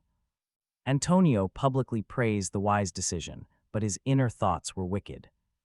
He thought Ador was a total fool for trusting Kix's abilities. This weak, frail kid would never survive to reach that level. The king's seemingly fair ruling actually played perfectly into Antonio's hands. Mari's Antonio grinned, imagining Otto's absolute fury once he discovered he was betrayed. The Shekshin family had always been a massive, irritating thorn in his side, but now he finally had a way to crush them. Later that night in his chambers, Mari's Antonio summoned Lanciano. His secret spy agency, Variata, was perfect for this job. Once Lanciano arrived, he received his orders with one incredibly strict condition. Viscount Selvios must know absolutely nothing about what they were planning. Lanciano hesitated, pointing out that the cunning Viscount was extremely sharp. He would not be easily fooled, but simple difficulty was no excuse for failure. Sensing Mari's Antonio's dangerously cold mood, the spy fell in line. So what was the plan? Deploy a dark knight to take care of the problem quietly and cleanly. No messy hands. Understanding the task, Lanciano promised to handle everything immediately. Meanwhile, over at Prince Gale's castle, a wild victory celebration was underway. Standing before Gerard, the prince gave him all the credit for their win. The second the royalists fell apart, you stepped up and united everyone. Nobody else could pull off a stunt that incredibly bold. As for Gerard, he was completely stunned, knowing the real mastermind was actually Prince Call. But the truth had to stay buried, meaning Gerard had to take the win. Prince Call's involvement could never be known. Gale, meanwhile, was highly observant. He knew Gerard used to advise the Viscount, expecting Mari's Antonio to strike back. Sure enough, Gerard stepped in with a serious warning for the prince. Do not underestimate them. Even with their failed scheme, they are still highly dangerous. Gale had to agree. After all, a major piece of their power remained. Mari's Antonio's daughter was still engaged to Gale's half-brother. The king's word on royal marriages is final and absolute, yet Gale seemed unbothered. And right here, Gerard drops a massive warning. The enemy will likely target the king right after the wedding, putting Gale's own head on the block. Gerard softened his tone, saying he did not mean to cause panic, calling Gale a blinding sun that had successfully escaped the dark shadows. He advised him to secure his alliances, but Gale was far too proud. The praise went straight to his head, and he completely ignored the warning. Instead, he boldly announced his next target, bringing the Shekshin territory over to his side. Gerard admitted it was a solid plan, especially since the prince had personally